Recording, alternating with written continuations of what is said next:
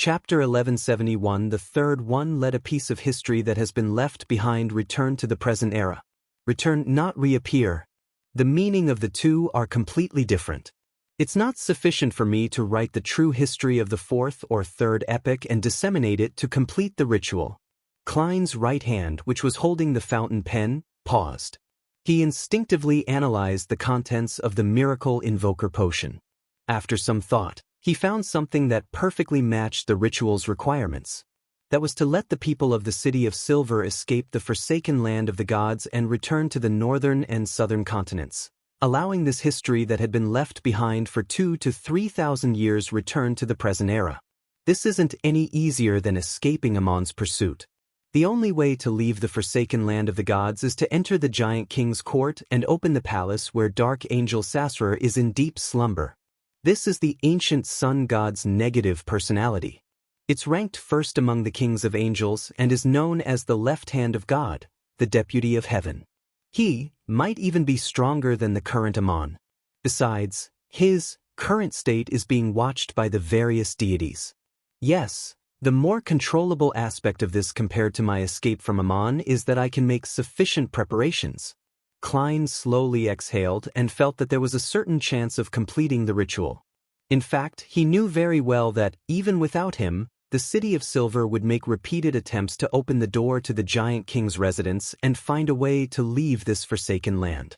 It was as if they were moths darting towards the flames, even at the cost of death. No matter what, with my participation, the chances of success will definitely be higher than what it is now. Klein subconsciously wanted to open the door to the Dark Angel's slumber ground to attract Amon, creating chaos to offset the damage caused by the Dark Angel's awakening. This was a tactic he was rather familiar with. However, he eventually rejected this idea because it was too dangerous.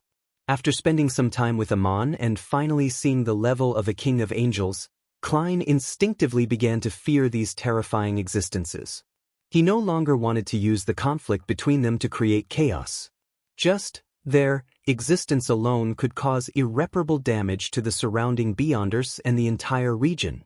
Under such circumstances, trying to rely on them to create a chaotic situation was no longer tottering on the edge of the abyss. If one wasn't careful, they would fall into the abyss and into eternal damnation. Therefore, it was best not to try. Unless he had no other solution, to the point of escaping being just his wishful thinking, Klein didn't want to make such an attempt. Indeed, a portion of a miracle invoker's Beyonder powers comes from history, which is why there's a ritual requirement like this. How did the other scholars of your complete it?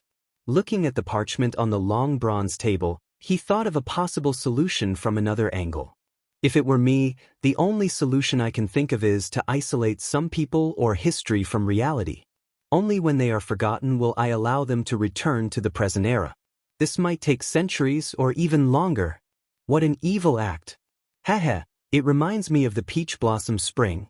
Those people living in utopia away from the outside world share some characteristics. After some thought, Klein believed that the difficulty of this ritual for scholars of yore was whether they could survive until the ritual was held. Furthermore, there were too many accidents that could interrupt self-isolation like that. The forsaken land of the gods has perfectly resolved these issues, but it also brings with it greater problems. Dark Angel Sasra. What is the condition of this heaven's deputy right hand now? Is it related to the resurrection of the ancient sun god? The level involved in such a matter has already reached the ceiling of this world. Why am I always involved in such matters? Klein gave a self-deprecating laugh. He could roughly guess that this was due to the destiny Sapphira Castle brought him. After all, blasphemer Amon was unwilling to shoulder such a destiny. Retracting his wandering thoughts, he focused his attention back onto the miracle invoker potion formula. The Worm of Star is from the Apprentice pathway? The supplementary ingredients contain 3 high-grade spiritual materials of the 3 neighboring pathways. I've already made the Worms of Time into Fate Siphon charms. There's no way to restore them. Let Leonard's grandpa lend me another one? How can that be called lending? I'm going to use the upgraded version of a Yesterday Once More charm to exchange for it. Where should I find the Worm of Star? There aren't many demigods from the Apprentice pathway that live in the real world. The Aurora Order's Saint of Secrets, Bodhi's? However, I'm stuck in the forsaken land of the gods and can't deal with him. All I can do is ask Ma'am Hermit and Queen Mystic for help. At the same time, I have to urge Miss Magician to become a traveler as soon as possible. Yes, I can also get her to ask her teacher where Worms of Cosmos might be. There's actually only one main ingredient. It's either the heart of the dark demonic wolf or the Beyonder characteristic produced by other miracle invokers. It's no longer 2 as 1. Yes, that also means that, at this level, there are very few scattered characteristics. They've all gathered. The dark demonic wolf is also known as the god of wishes. That's a standard angel, a subsidiary god. If I can't find any materials that can be used, wouldn't I be slaying a god? The level of an angel can already be considered a hidden existence. There's a fundamental difference from being a sequence 3. Just thinking about it makes me scared. After making a list of helpers that he could rope in, he felt a lot more at ease. He had a feeling that he no longer feared his debts when they reached a significant amount. He lifted his right hand that was holding the fountain pen, and he continued to record what he had previously learned. Most of this was something he already knew, and he could only use it as a reminder. Finally, he wrote down incomplete information in the corner of the parchment. Sequence 1, Attendant of Mysteries, Main Ingredients, 1 Attendant of Mysteries Beyonder characteristic. This piece of information meant that Sequence 1 Beyonder characteristics were difficult to obtain through other means, with only 3 to choose from. One of them is on the half-fool on the main peak of the Hornacis mountain range. It's with the uniqueness. The other is with Zaradil. There's still one more. According to what Leonard said, the true creator has clues to its location. Where could it be? Yes, Little Sun and the rest had hunted shapeshifters in the northern city ruins, Noise. There seems to be a high-level existence of the seer pathway lurking there. I wonder if it corresponds to Miracle Invoker or Attendant of Mysteries. Klein gradually had a thought, and he planned on visiting Noise for a preliminary investigation after he resurrected and escaped Amon. After digesting the knowledge he had gained, he summoned his golden pocket watch from the junk pile and opened it to check the time. Before he destroyed the Blood Emperor's ruin, he had sacrificed many things that he didn't need in battle, above the gray fog to prevent any damage. Despite that, he still lost quite a bit after the battle and his eventual suicide. Furthermore, they were all extremely valuable. Just the thought of it made him almost lose control.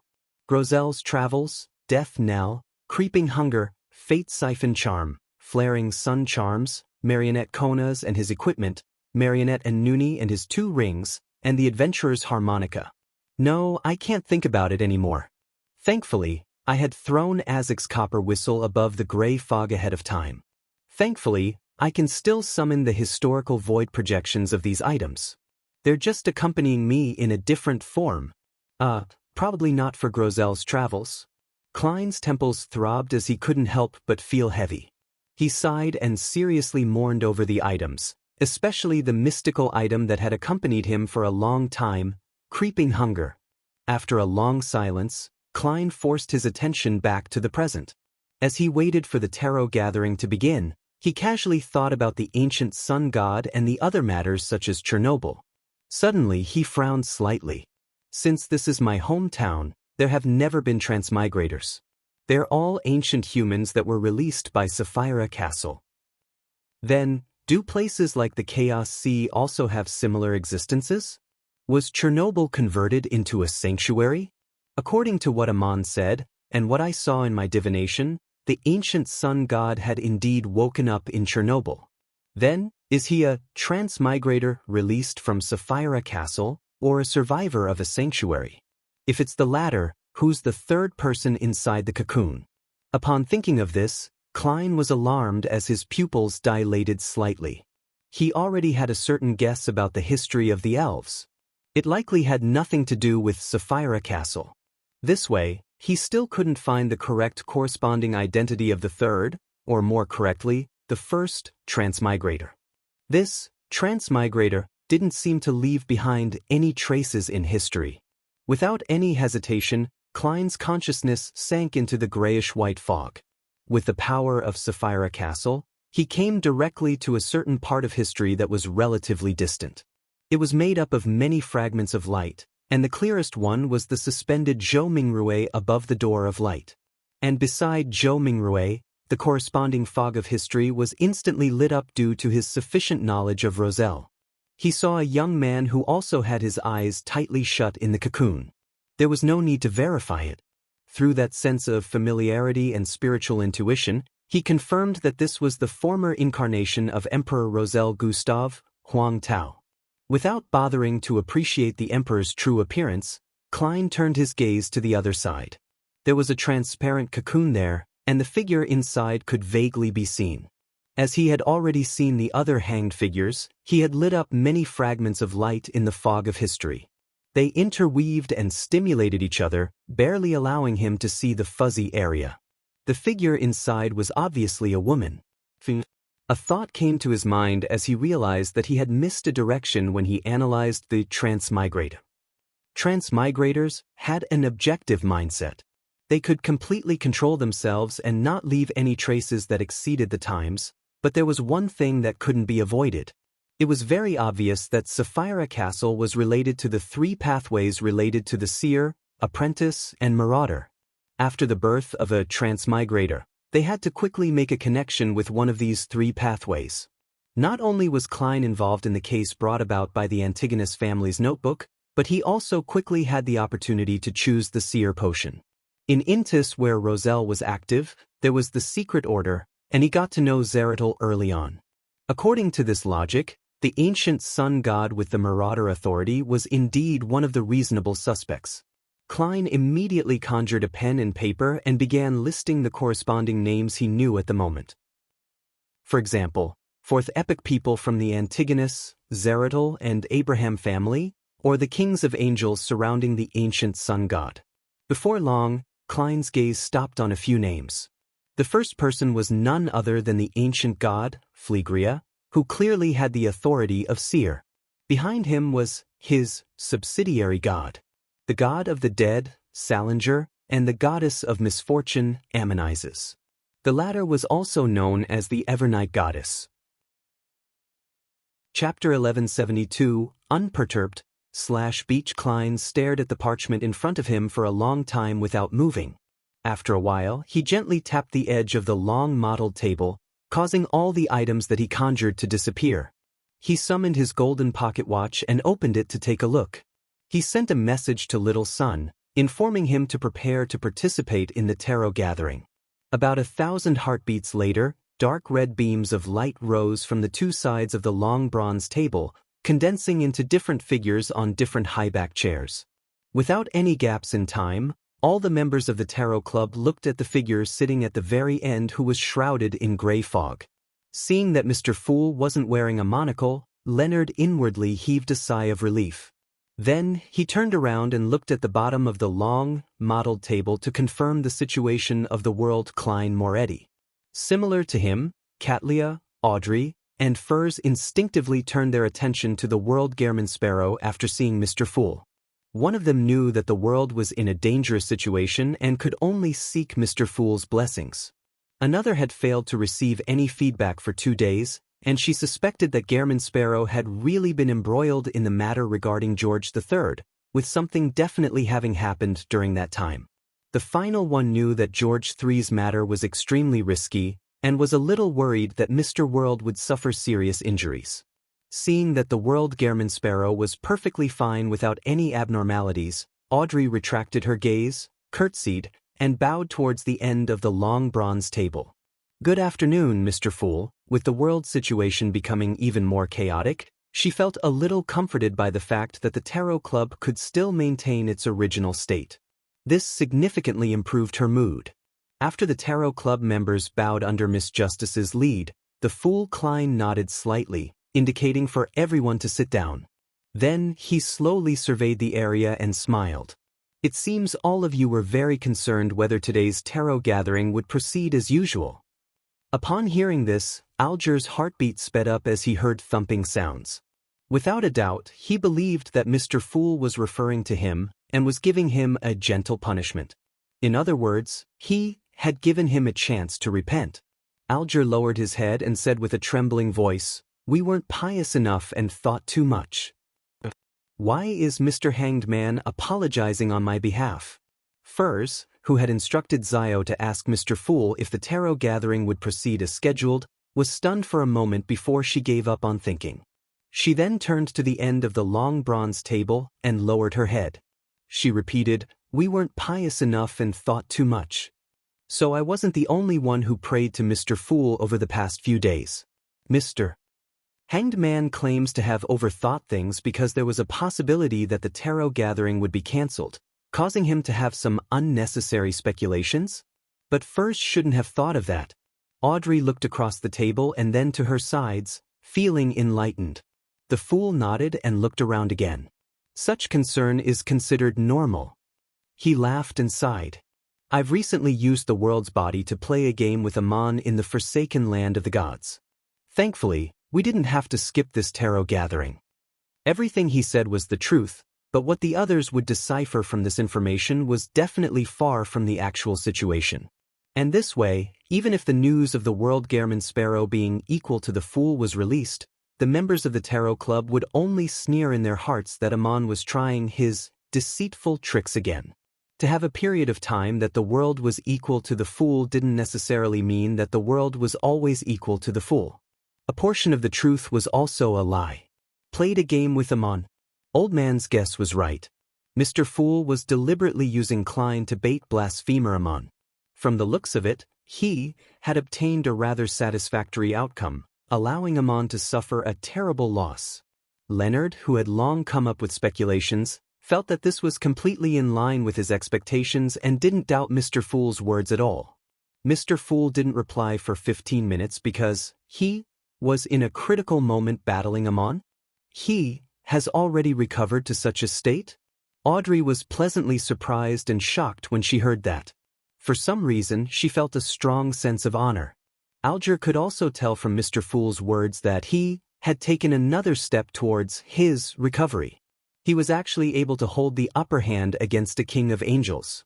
This made him even more frustrated at himself for having doubts and testing the Fool. Mr. Fool had hinted in advance that the tarot gathering might be cancelled because he had long predicted that there would be a conflict between him and Amon. In fact, it's even possible that he had taken the initiative to create this episode by setting up a trap for Amon. Alger instantly made many connections and felt that there was no way he could hide his thoughts in front of such a high-level existence. He warned himself once again, "I can't do such things again." So Mr. World didn't provide any feedback because his body was being used by Mr. Fool to resist Amon. That king of angels, Amon, is truly powerful. Mr. Fool actually needed to personally take action. Furs and Zio exchanged looks, not having any more doubts about their previous questions. Katlia roughly understood the reason why the world had disappeared. She also guessed that the messenger who had the contractual ties with the world likely wasn't able to enter the forsaken land of the gods. At the same time, she was surprised by the appearance of a king of angels appearing on stage in the present times. She felt that this was one of the signs of the apocalypse. Emlyn wasn't aware of what happened recently. He merely looked at everyone with a somewhat blank look. For some baffling reason, he felt that he had been locked behind Cheney's gate for far more than a week or two. Perhaps it had been a month or two, to the point that he felt like he no longer had a grasp over the current situation. Mr. World has come to the forsaken land of the gods. Did Mr. Fool use his body to engage in a battle with that terrifying Amon? Derek was first alarmed before he felt a strong sense of joy. This meant that the City of Silver's next exploration would receive tremendous help. He immediately looked towards the end of the long bronze table, and he blurted out, "Honorable Mr. Fool, the chief wishes to receive your blessings for a ritual. Are you agreeable to such a request?" Having long learned of this from his prayers, Klein nodded slightly and said, "Sure." After receiving his promise, Derek couldn't help but smile. For a moment, he didn't know how to express his gratitude. 2 seconds later, he lowered his head and said loudly, "My faith lies only with Mr. Fool." The Fool nodded and turned to look at Ma'am Hermit.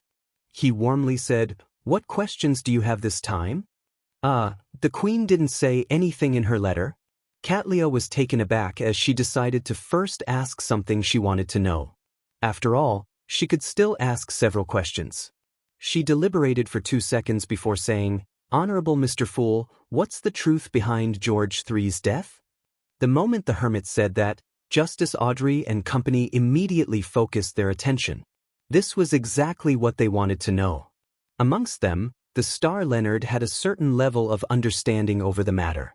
He was more concerned about the deeper reason behind this incident. And among the members of the Tarot Club, the only one who was more confused about the situation was Emlyn. His mind was filled with thoughts like, what? And what happened? He hadn't even read the newspapers recently, so he didn't know that King George III had been assassinated. As for the son, although he wasn't sure why George III died for no reason, he didn't care at all. The fool Klein smiled and said calmly, George III wanted to become the Black Emperor. And for this reason he dug up the Tudor ruins, engaged in human trafficking, and created the Great Smog of Backlund. He initiated a war, allowing the Fasak airships to bombard Backlund. Unfortunately, he failed at the final ritual, and the secret mausoleum he needed for the ritual was destroyed. He briefly described the entire incident in the calmest tone he could make, doing so without mentioning what he had done. It would be beneath Mr. Fool to explain the situation on his own accord. The Great Smog of Backlund, the airship raid, this was all done by George III to become a god? Audrey's eyes widened as she instantly recalled the two things she had experienced before. Suddenly, she understood why the world Gehrman Sparrow wanted to stop George III from becoming a god. She knew that he was a gentle and kind gentleman, and he would definitely not allow the culprit behind these two tragic cases to go scot-free. If it were me, I would also have thought of doing so, but I would hesitate and be stopped by the possibility of ill developments. As for Mr. World, he is firm and decisive. This is a matter that involves the deities. Yes, there should also be the will of Mr. Fool in this matter. Audrey glanced at the world Gehrman Sparrow, who was sitting silently at the other end of the long, mottled table. She nodded slightly to express her agreement. Black Emperor? George III wished to become a god? Yes, Mr. Fool has the Black Emperor card of blasphemy. Gehrman Sparrow was previously investigating the matter of the Great Smog and human trafficking. Indeed, all of these are connected together. There was actually such a secret hidden behind it. From the looks of it, Mr. Fool's goal has been achieved. His plan has succeeded. Therefore, he has taken one more step towards his recovery. He can now face off with a king of angels head-on. The more Alger thought about it, the more fearful and spirited he became. He felt that, despite knowing of some clues ahead of time, he was completely unaware of Mr. Fool's setup.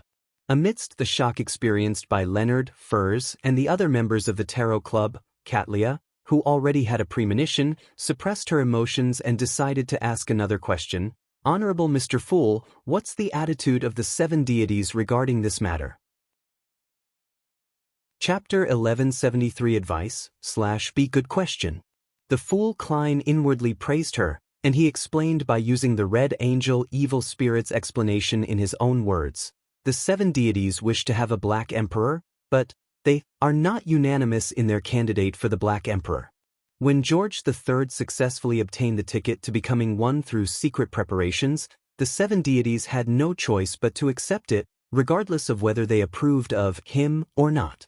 So that's the situation. Apart from the moon Emlyn and the sun Derek, the other members of the Tarot Club were enlightened. They roughly understood why the churches acted in a rather contradictory manner when faced with the tragedies of the Great Smog of Backlund, the deaths caused by the Faysatian air raid, and George III's assassination. Following that, they suddenly had a question. Since George III had already made preparations and had reached the final step of carrying out the ritual while obtaining the tacit approval of the 7 deities, why would he fail? They immediately thought of an answer, because Mr. Fool didn't agree to it. In the destruction of George III's Black Emperor ritual, the churches probably didn't do anything to stop it. Perhaps, they even provided some help to Mr. Fool's subordinates. Did the Church of the Lord of Storms make use of this chaos to secretly do something? No, they likely wouldn't conceal it too much.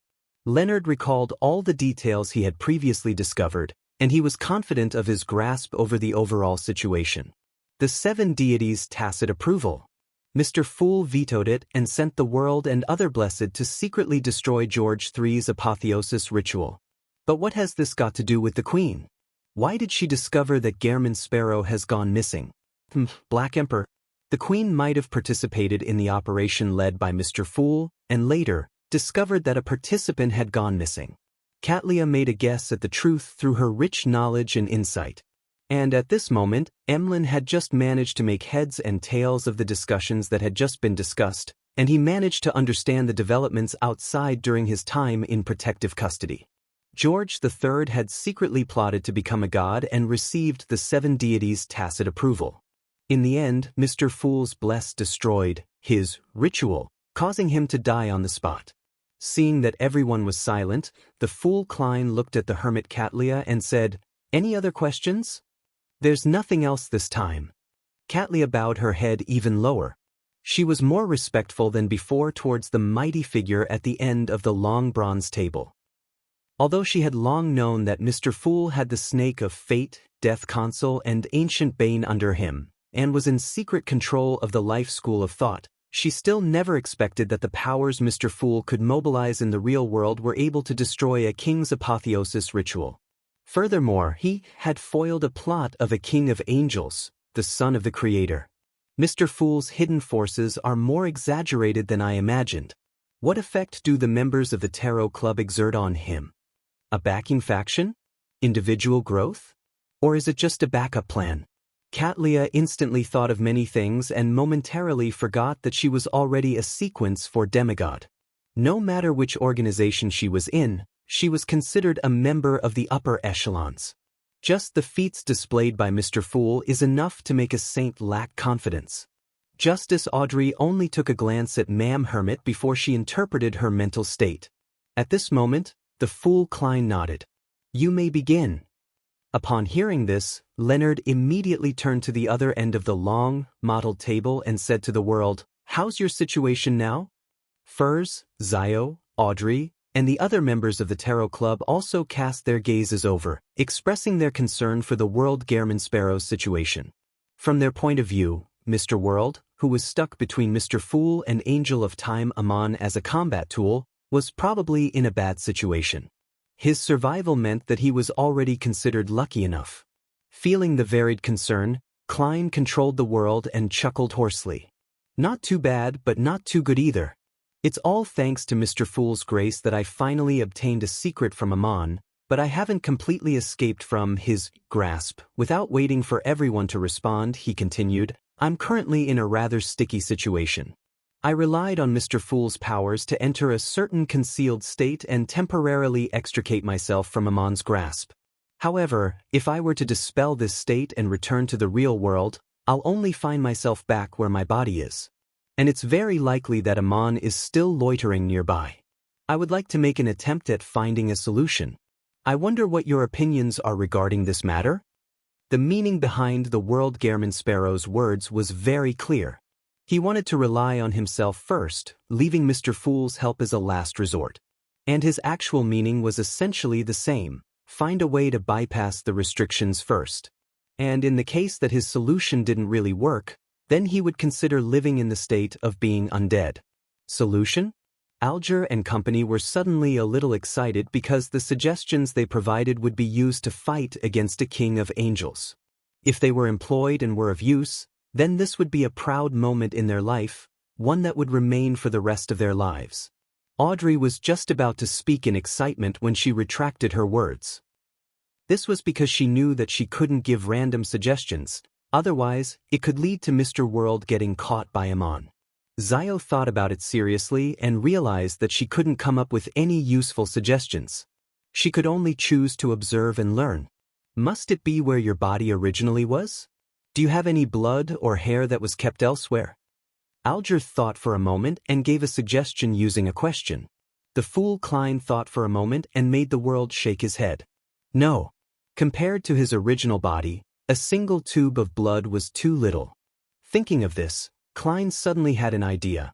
Perhaps he could use those 2 tubes of blood as ingredients, combining them with other methods, using alchemical life to create a new body. There are two problems. Firstly, alchemical life requires the spirit body's involvement, otherwise, the final product might not be considered my body. Secondly, I don't know any demigods who can complete alchemical life. The only one barely related to them is Frank Lee. Will I end up becoming a mushroom man? Then I'd be better off as an undead. As Klein thought about it, he nearly shivered. After the hanged man's suggestion was rejected, the hermit Katlia set off from her knowledge of mysticism. She deliberated and asked, "Do you have a Sequence 3 sealed artifact?" "Why do you ask?" The world asked. A Sequence 3 sealed artifact can respond to prayers within a certain range. You can make use of that, Katlia explained simply. Klein roughly understood what Ma'am Hermit was thinking. You're talking about descent? That's right. Get someone to set up a descent ritual at the periphery, and you should be able to respond to it in your own concealed state. Katlia first glanced at the sun and described the specific plan. Then she realized something as she asked, "Do you really have a Sequence 3 sealed artifact?" She originally wanted the world to seek Mr. Fool's bestowment. "I'm already a Sequence 3 Beyonder," Klein replied simply as he controlled the world. The members of the Tarot Club were momentarily speechless. They knew very well that Mr. World must have advanced to Sequence 4 at the end of June to become a demigod. And now it was December of the same year. The Queen once said that using the blood of the Snake of Fate to advance would make it easier for me to become a Sequence 3 clairvoyant than others.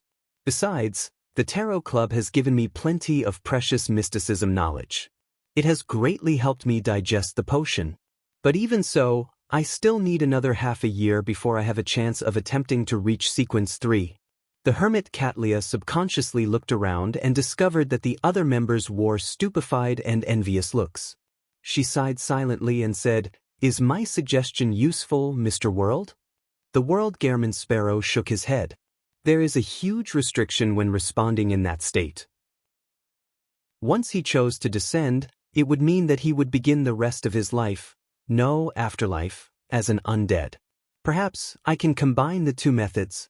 Yes, I can use the method of praying to the Fool, Sea God, or protector of magic and drama performers to leave the forsaken land of the gods, but that's not urgent. It's too easy to reveal the truth.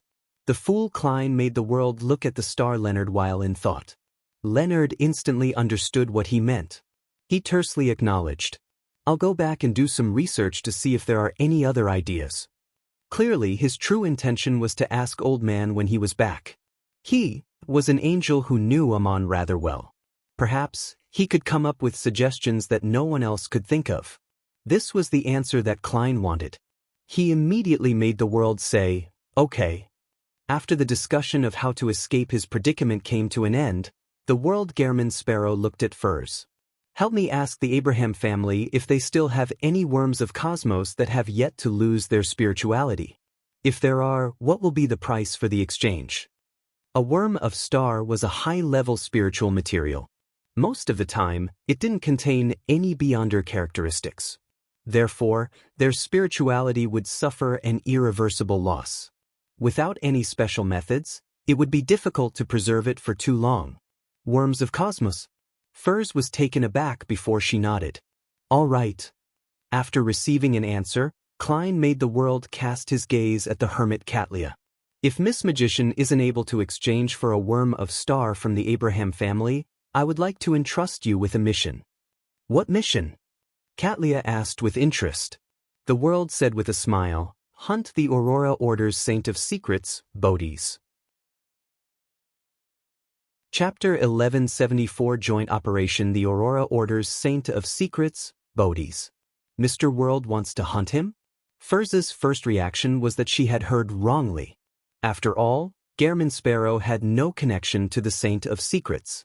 However, she quickly had a rough idea from the worm of star that had just been mentioned. This made her suddenly excited and thrilled. This was because she also wanted to hunt the Saint of Secrets, Bodhi's, to avenge her teacher's family.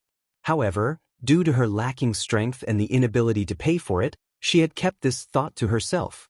Although it sounds like Mr. World doesn't plan on personally taking action, Ma'am Hermit is also a sequence for demigod, and she has the support of that queen mystic behind her. I can provide the utmost support within my abilities. As her thoughts raced, Furs cast her gaze at the hermit beside her, waiting for her reply.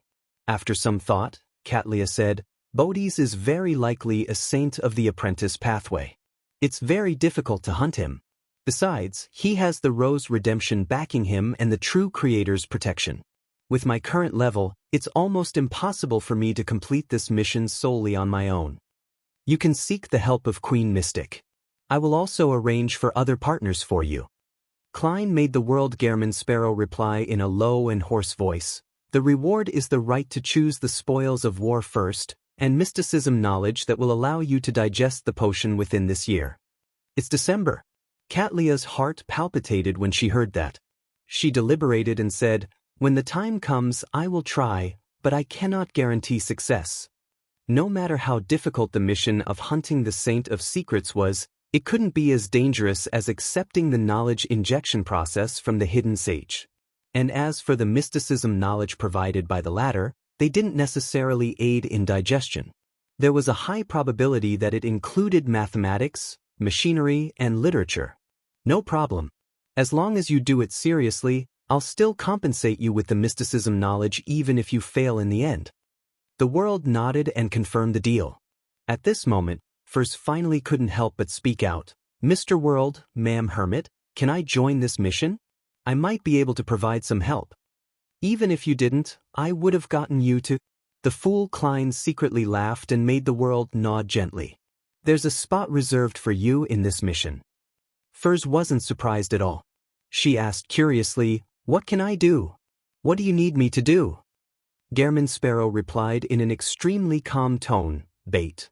Furs opened her mouth, momentarily at a loss for words. She had a feeling that she knew that this would happen. The World Gehrman Sparrow continued, Similarly, you also have the right to choose the spoils of war. You'll be just after Ma'am Hermit. Also, during this period of time, I can help you record beyonder powers like traveling.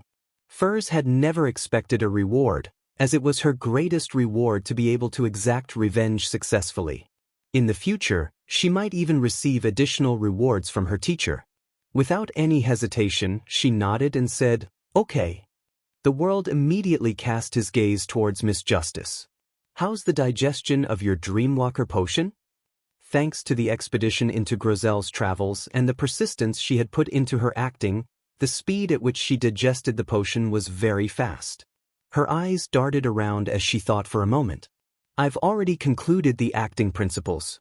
In another 2 to 3 months, I should be able to completely digest it. It's a little slow. Klein mumbled inwardly as he made the world say, Create more opportunities to act. If you can digest the potion before Ma'am Hermit attacks the Saint of Secrets, I can give you Vin Rambise's Beyonder characteristic ahead of time as payment so that you can join in on the operation. Klein believed that he would have to stay in the forsaken land of the gods for a very long time. Most of the matters in the outside world could only be interfered with through the members of the Tarot Club. It was also beneficial for him to increase their strength as soon as possible. Furthermore, he wasn't directly giving it to her. The difficulty of hunting the Saint of Secrets Bodhis was just as Katlia had said. It was rather difficult. All right. Audrey was just fretting over how she could accumulate more credit with Mr. World. Therefore, she naturally agreed without any hesitation when she heard his offer. In her heart, the members of the Aurora Order were lunatics and destructive maniacs. There was no need to find a reason to deal with them. In addition, Audrey had previously been troubled by her lack of experience as a Beyonder. This gave her a chance. Although it was rather dangerous, it was still an opportunity. Gehrman Sparrow sure is generous. To provide the knowledge that can help a mysticologist digest the potion and a sequence for demigod characteristic, this shouldn't only be for the Worm of Star. It sounds like a supplementary material. He's helping the members of the Tarot Club improve as quickly as possible according to Mr. Fool's will, so as to be effective in the future? Alger listened to the world's conversation with the other members and vaguely grasped a certain truth. This made him rather vexed. He suspected that if he hadn't lacked faith and had other thoughts, to the point of foolishly testing Mr. Fool, he might have already been assigned a mission that could aid him in pushing open the door of godhood. At that moment, Justice, who had agreed to the request, glanced at the magician and said with a faint smile, "I'm looking forward to the Abraham family not having any worm of star." "Me too." Furs nodded seriously, indicating that she had the same thoughts. Seeing that the world was done speaking, Katlia thought for a moment and said to Judgment, "Do you want to join this mission? Do some intelligence gathering on the periphery. Your ability in this area left a deep impression on me." Even without Ma'am Hermit's invitation, Zaya wouldn't refuse in helping her friend. She nodded gently and said, "I don't have a problem if the operation is in Backland. If it's somewhere else, my role would be greatly discounted." A sheriff and their own area of jurisdiction were always connected. The more familiar they were with the place, the better they could showcase their abilities. Once they exceeded that range, they could only rely on their Beyonder powers. "Your reward is being third to choose the spoils of war." Katlia looked at the star once again. "If there's a need, I hope you can allow the official factions to appear at the right moment." Leonard chuckled. "I hope you don't have to go that far. My reward shall also be a spoil of war. If my dear poet friend here wasn't invited in the end, then the mission of hunting the Saint of Secrets would have nearly become a sorority for the female members of the Tarot Club." The fool Klein muttered inwardly as he made the World Gehrman Sparrow finalize the matter. All that was left was to wait for the Abraham family's feedback. Following that, Alger and Derek reached a rental arrangement for the unshadowed crucifix. Just as they entered the free exchange segment, Emlyn couldn't help but look towards the end of the long bronze table. "Honorable Mr. Fool, can you give me a hint? How should I escape protective custody?" The fool, who was shrouded in the gray fog, nodded slightly and said simply, "This week." His answer was said with great confidence, but it wasn't a prophecy, but a judgment of the situation. The current situation had Fasak and Intis attacking Lone, while Fainapotter was attacking Lone's allies, Lenberg, Mason, etc. The three churches definitely didn't wish to suffer any damage the Sanguine could bring while already having existing enemies. Therefore, Emlyn would be released very soon, but it was hard to say for Father Utravsky. Similarly, the Sanguine's focus would definitely be shifted to the global situation. It was unlikely for them to have the motivation to continue probing Emlyn and his other partners. In addition, in the past 2 days, the one whose reason for praying was the most forced, apart from Zio, was Emlyn White. Klein suspected that he had been locked in the basement of St. Samuel Cathedral all this time because it was convenient for the goddess to exert her influence on him. Now that the matter had ended, he was no longer of any use. Combined with the three factors, it wasn't difficult to conclude that Emlyn would be free in no time. The only exception was that if this fellow had really been forgotten. Be it the Church of Evernight or the Sanguine, they had forgotten that there was such a fellow locked behind Cheney's gate. If that was the case, Klein would get the Star Leonard to provide him with some assistance. Emlyn heaved a sigh of relief and sincerely thanked Mr. Fool. At the end of the free exchange, the World Gehrman Sparrow suddenly looked at the hanged man. "You said that you've already arrived on Sonia Island and are inside the primitive forest?" "Yes," Alger replied in puzzlement. Gehrman Sparrow pondered for a moment. "You can try to seek out an elven ruin. Perhaps you might chance upon some sort of opportunity." Alger suddenly thought of the Book of Calamity and the scenes he had seen in his dream. He nodded thoughtfully and said, "All right." After another round of exchanges, the tarot gathering came to an end. Audrey and company stood up and bowed before leaving the world above the gray fog. After returning to his body, Leonard immediately lowered his voice and described Klein's predicament. Finally, he said, "Old man, do you have any good suggestions?" "My suggestion? I think it's better to ask the fool for help," Palaz Zorost replied without any hesitation. Leonard coughed lightly and said, "Aren't you going to use this opportunity to make things difficult for Amon?" Chapter 1175 Ideas are very important. Making things difficult for Amon? Palaz Zorost chuckled. "What benefits can there be? Otherwise, forget it."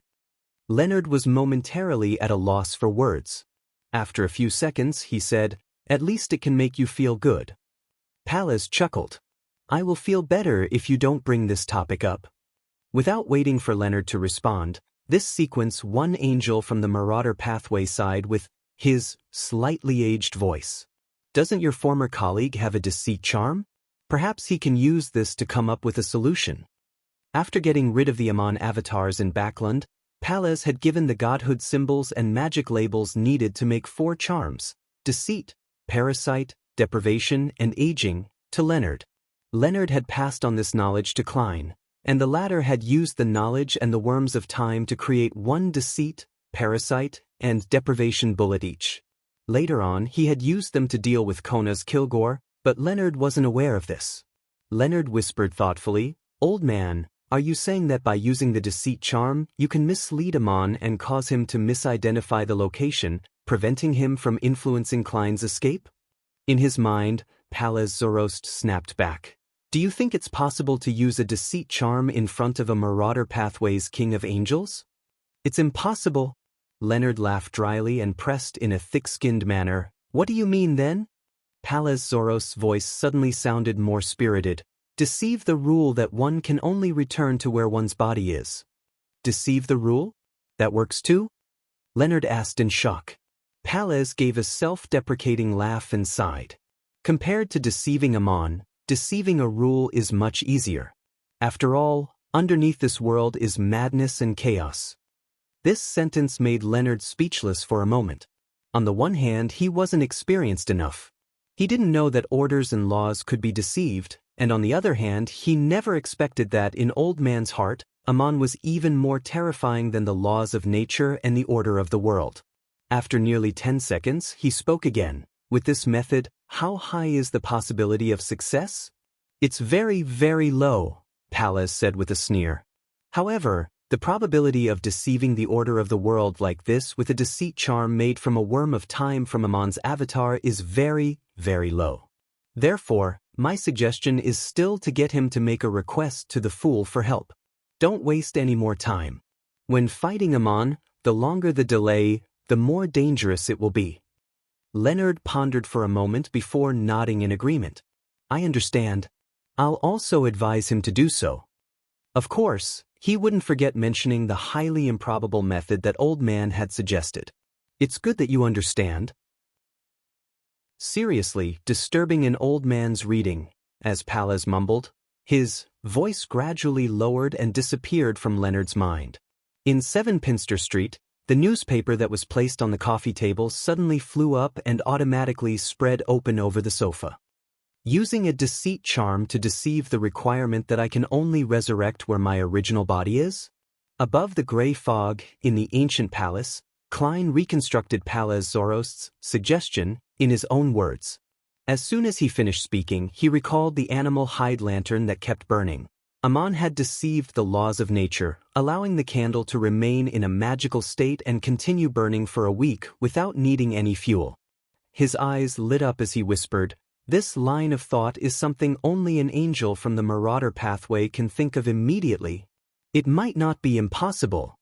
Like Pallas, he did feel that, compared to dealing with Amon, it was much easier to deal with the laws of nature.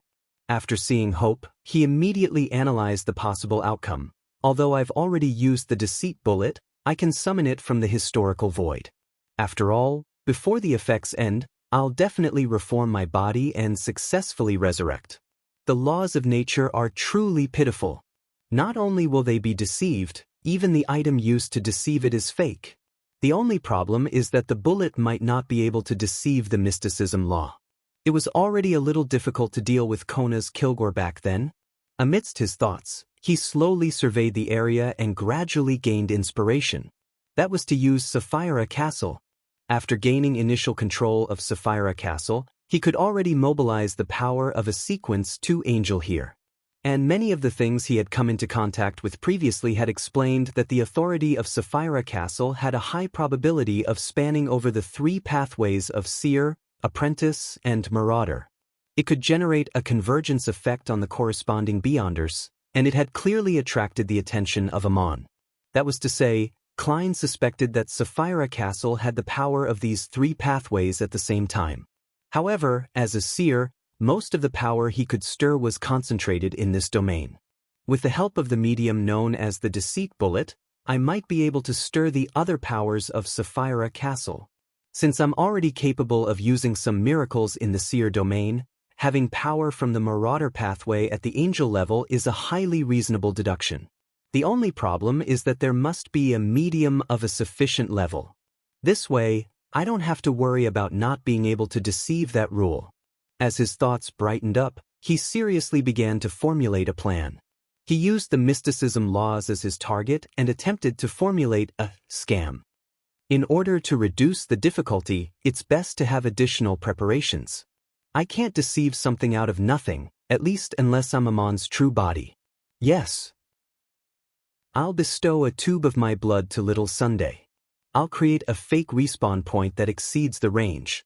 And then, using the deceit bullet as a trigger, stir the corresponding angel-level powers contained within Sapphira Castle, misdirecting that rule and making it view the fake respawn point as the real one, while the real one becomes the fake one.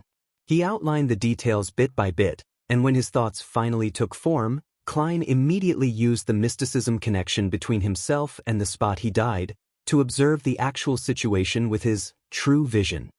He saw that the grayish-yellow fog had thinned a lot, and the deep ravine that hid Chernobyl was no different from before. It was unknown where Amon, who was wearing a pointed hat and a monocle, had stolen a rock from and had placed it on the spot where Klein had passed away. He sat on it and patiently played with a human-skinned glove. He occasionally bent the human-skinned glove's finger and stretched it at other times, as if he could pass 100 years doing that. About a kilometer away, in a certain spot in the grayish-yellow fog, 3 Amons in black classical mage robes crouched around a rock as they seriously played poker cards that they had stolen from somewhere. From time to time, they would nudge their monocle. Elsewhere in this extensive moor, Amon would be either alone or in groups, strolling leisurely, writing in thought, or discussing all sorts of questions with one another. In the dark and dangerous forsaken land of the gods, it was such a harmonious scene. It would have been better if the young men weren't all the same, wearing classic black robes, pointed hats and monocles, with similar black hair, black eyes, broad foreheads, and thin faces. Just as Klein was about to make a further observation, the Amon sitting on the rock suddenly raised his head. He nudged his crystal-carved monocle and looked at him. Across the moor, all of the Amons looked up at the highest point of the fog of history. Klein immediately retracted his gaze and cut off the connection. In the city of Silver, Derek Berg arrived at the top of the spire and met Chief Colin Iliad. "Your Excellency, I've already received the promise of blessings," Derek said frankly and directly. With white hair and an old scar on his face, Colin Iliad was visibly relieved. He slowly nodded and said, "That's good. That's good." He had repeated the sentence in a rare instance. As an excellent demon hunter and the City of Silver's chief, he had always been patient, never taking unnecessary risks. Therefore, with the sudden lack of a response from the fool, he didn't immediately turn to the true creator, and he decided to wait patiently for another month. For the City of Silver, which had been waiting in the Dark Ages for more than 2,000 years, a month was something that could be accepted. Without waiting for Derek to reply, Demon Hunter Colin left the window and calmly said, "Head back first. I'm going to start preparing for the advancement ritual." Derek glanced at the chief and said sincerely, "You'll definitely succeed." He didn't stay any longer. He immediately left the spire and returned home. After setting up the ritual again and placing the 6 powerful corpses that he had hunted to the correct position, Colin Iliad began to concoct the potion. After all of this was done, the City of Silver chief closed his eyes and lowered his head, chanting in Jotun, "The fool that doesn't belong to this era, the mysterious ruler above the gray fog, the king of yellow and black who wields good luck." Above the gray fog, Klein saw ripples of light emanate as he heard a slightly illusory prayer. He immediately summoned a paper figurine and combined the power of Sapphira Castle with it. He threw it into the prayer circle and conveniently marked the City of Silver's chief. At the same time, with the help of this prayer circle, he observed the situation of the entire spire and the City of Silver. He confirmed that there was no sign of Amon's parasitic existence near the chief or Little Sunday. "I have to seize this opportunity." Klein immediately conjured the world Gehrman sparrow and made him pose as he prayed. At this moment, Colin Iliad saw the light.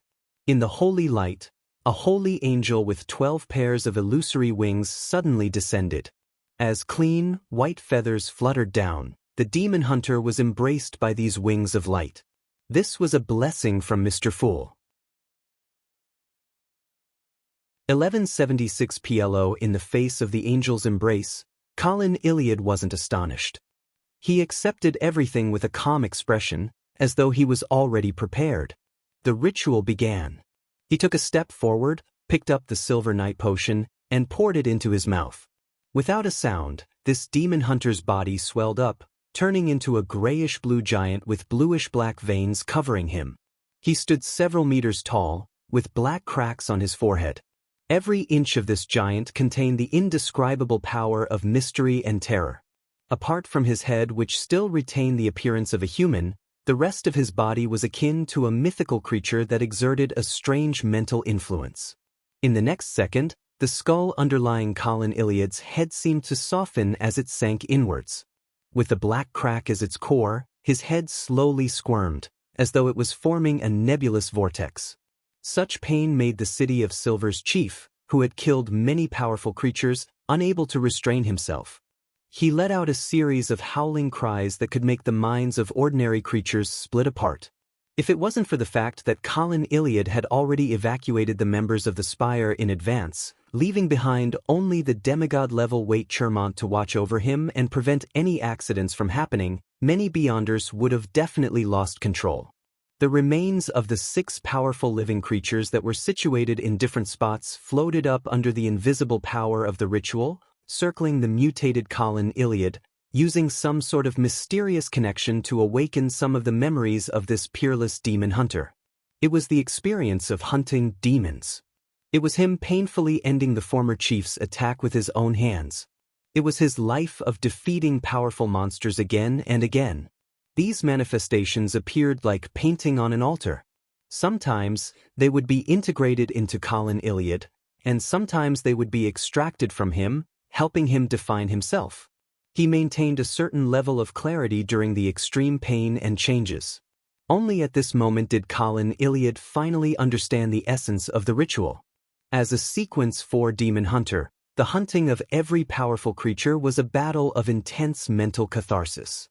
It left a deep impression in his life. With these powerful mental imprints, he was able to locate himself after consuming the potion and not be lost in pain and madness.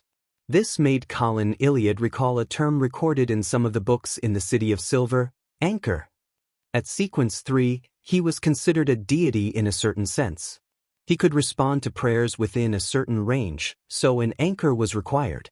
As this wasn't the level of an angel, an anchor didn't necessarily need to be a believer. It could be replaced by other things, such as the clear marks in one's life that had meaning in mysticism. In the memories that had been awakened, Colin Iliad slowly regained his self-awareness. He felt his body again and grasped its changes. Right on the heels of that, a layer of wings formed from illusory light extended out from behind him. They fused with the surrounding paintings, as they constantly shrank inwards. The surface of Colin Iliad's body collapsed into a silver armor that was firm and beautiful, but it didn't possess any weight to it. After the demon hunter advanced to a silver knight, due to the difference in the deity's blessing, there would be minute differences between silver knights. Previously, the leader of the King Court's chasers, Light-Color Merskogen, had received blessings from the Giant King. Therefore, the various aspects of the Silver Knight domain were much stronger. On the other hand, Colin Iliad could occasionally make his body condense a silver rapier that could teleport. While in combat, it would appear at random during an attack, with beneficial tendencies, bringing about unpredictable changes. In addition, he could also obtain a certain uniqueness when using mercury liquefaction. As the silver armor finally took form, Colin Iliad had completed his advancement. Apart from not having a single vertical eye on his head, he was equivalent to a mythical creature. At this moment, he raised his right hand and waved it to the side. At a small hill outside the City of Silver, a silver beam erupted out of thin air. It tore apart everything around it, splitting the small hill into two halves. During Colin Iliad's advancement to Silver Knight, Derek Berg completed the bestowment ritual and obtained a small metal tube. Seizing the opportunity of the City of Silver's chief creating abnormalities and drawing away most of the attention, Klein suddenly reached out while in the ancient palace above the gray fog. He had summoned a bullet and death knell from the historical void. Right on the heels of that, he did a divination in advance, confirming that there weren't any signs of Amon's parasites around Little Sunday. Without any hesitation, he opened the revolver cylinder and stuffed the deceit bullet into it. But with a shake of his right hand, he closed the cylinder and used the mysticism connection to aim at the spot where he had died. Bang! He calmly pulled the trigger and fired the only bullet. At the same time, taking advantage of this beyonder effect, he willed Sapphira Castle's powers into mobilizing. The gray fog boiled once again, including the space around them. A majestic but slightly dark energy surged out like a tidal wave, wrapping around the bullet, passing through the gap and shooting towards the real world. The light in Sapphira Castle suddenly dimmed. Suppressing his fear and horror, Klein used Death Knell's historical projection to simulate the feeling of a sudden descent. He leaped towards the crimson star representing the sun and leaped towards the tiny tube of his blood. On the barren moors of Chernobyl, all of the Amens wearing pointed hats raised their heads and looked at the lightning that streaked across the sky. They looked at a deep and quiet swath that even the lightning couldn't illuminate. The Amens nudged their monocles, and after a moment of silence, they laughed. He doesn't seem like someone who can come up with such a solution. Palace? He joined this organization codenamed the Tarot Club? In the Berg household in the City of Silver. The darkness in front of Derek suddenly turned dark, as if the candles in the room had been burned to ashes. To the residents of the City of Silver, this wasn't a good thing. Derek's eyes immediately lit up with the light of the sun. At that moment, bits of light burst out from the deep darkness like transparent squirming worms.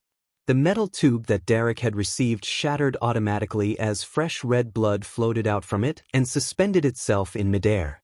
It didn't spread apart but instead merged with the fragments of light. In just 2 or 3 seconds, these light fragments condensed into one, forming a huge ball of light. The spherical light ball stretched out and changed, quickly forming a figure. The figure had a deep outline and a cold expression. He wore a silk half-top hat and a black coat while holding a black iron-black revolver. It was none other than Gehrman Sparrow. Having successfully deceived the laws of mysticism, Klein used the help of his old blood to complete his resurrection. Without needing any introduction, Derek had already recognized the visitor through his special temperament. After being stunned for a moment, he instinctively revealed an uncontrollable smile.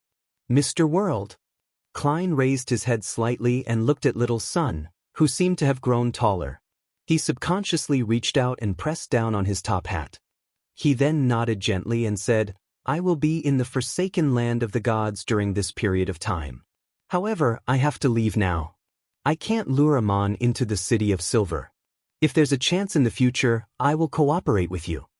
Having understood what Mr. World meant, Derek nodded heavily and said, "All right." Just as Klein raised his right hand and was about to snap his fingers to leave with flaming jump, Derek looked at him and suddenly pointed to the storage cabinet in the room. "Mr. World, do you need to bring some food with you? There are mushrooms that can produce milk." Klein controlled himself, not letting the corners of his mouth twitch. He maintained his cold attitude and said, "I don't drink milk." As soon as he finished speaking, he snapped his fingers, causing a scarlet flame to fly out of his pocket, wrapping around him like water. The fire quickly dissipated like falling stars, and Klein's figure disappeared from Derek Berg's room. Outside the City of Silver, in a deformed forest, flames flashed continuously, extending all the way to the moors leading to the north.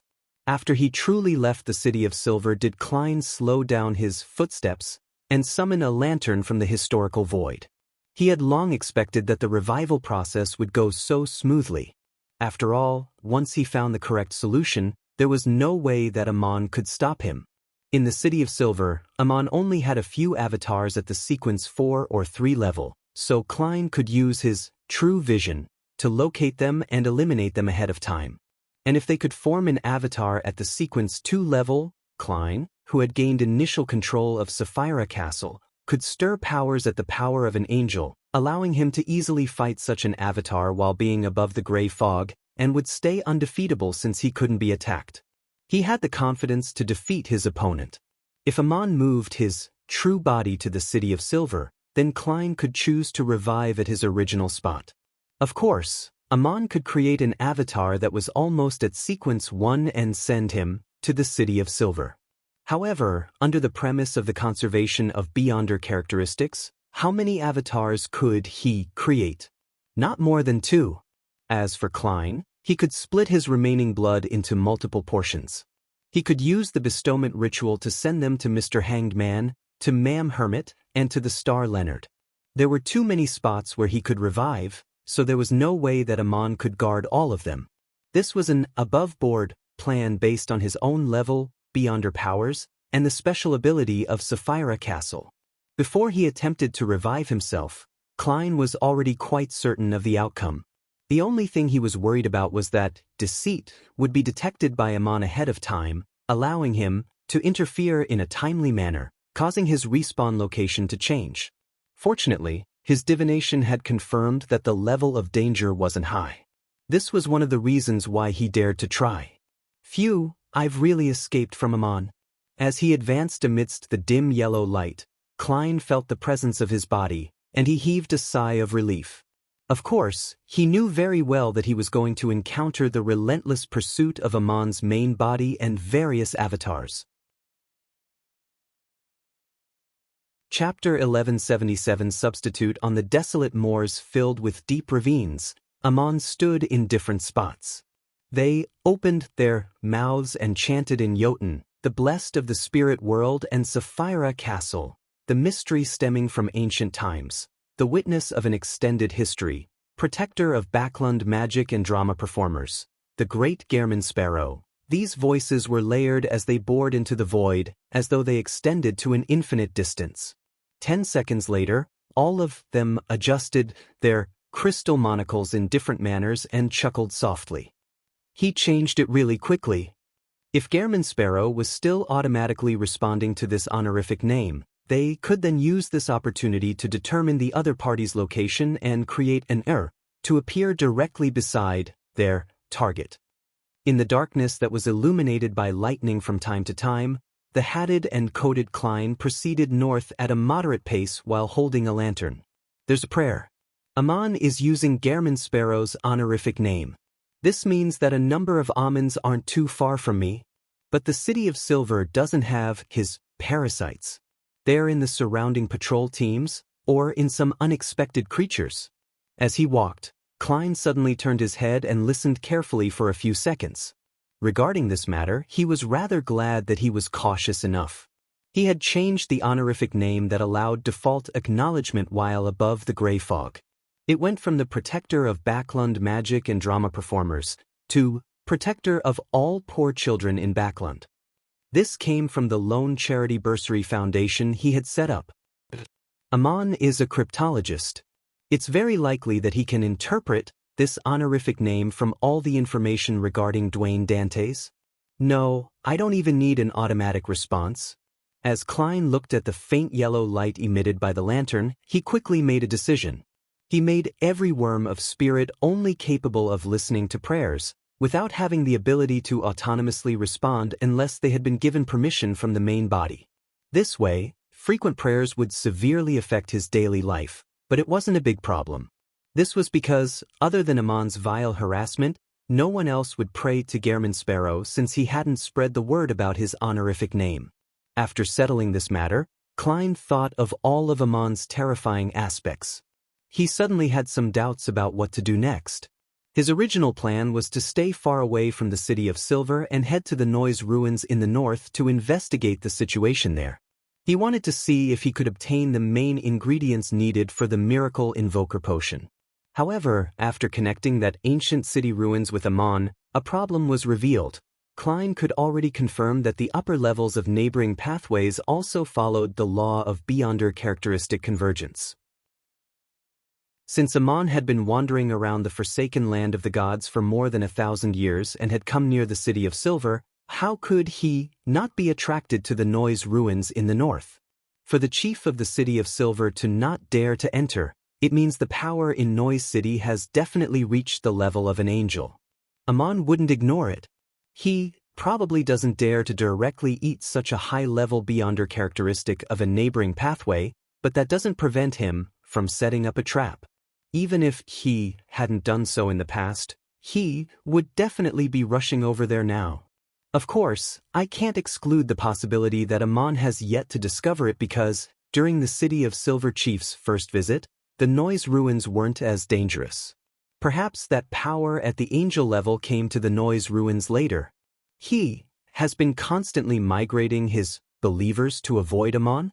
Amidst his thoughts, Klein felt a little afraid about heading northwest for the ancient city. He decided to first see if there were any other ways to obtain the main ingredient of the Miracle Invoker potion before considering if he should head to the periphery of the Noise ruins to observe and gather some intel. With this in mind, he walked towards the wreckage of a tall tower in his black coat and half-top hat, guided by the occasional lightning. Along the way, in the dangerous darkness outside the dim yellow light, monsters lined up and silently followed him. They were already his marionettes. Compared to them, the saints of the seer pathway were even more bizarre and terrifying. As they walked, one of the monsters that looked like a fish with limbs suddenly chanted in Jotun, "The sun that is eternal, you are an inextinguishable light, you are the embodiment of order." The moment it finished reciting the three-lined honorific name, the monster collapsed to the ground and lost its life. The honorific name of deities often wasn't limited to 3 lines, but when chanting, one could choose any 3. For example, the Eternal Blazing Sun's complete honorific name was Eternal Blazing Sun, Inextinguishable Light, Embodiment of Order, God of Contracts, Guardian of Businesses. And just now, Klein had used the first 3. With this method, he prayed to the Lord of Storms, the God of Knowledge and Wisdom, and the Evernight Goddess, hoping to receive a certain response. However, there was no change in his surroundings 15 minutes later. It's useless to pray to a sequence 0 true deity in the forsaken land of the gods, unless the target is the true creator, or is an existence that wields things like Sapphira Castle or the Chaos Sea. That's not right. In Afternoon Town, that clergyman had the goddess's true name concealed when saying it. When he mentioned the 4th king of angels, he suffered immolation due to the involvement of deities. Perhaps it's because there's still all kinds of divine power in the forsaken land of the gods, not only concealment and degeneration. And the true names of the different deities each have special meaning in mysticism, allowing it to stir the corresponding powers. This way, it would explain why the City of Silver has been teaching the 2 true names of Badheil and Haraburgen, but they didn't end up establishing any connection with the God of Combat or the God of Knowledge and Wisdom. The prayers in the forsaken land of the gods are not heard by the true deities, or even if they can hear them, they are unable to respond. This also means that there are no remnant powers of the God of Combat or the God of Knowledge. Otherwise, there would have been certain anomalies.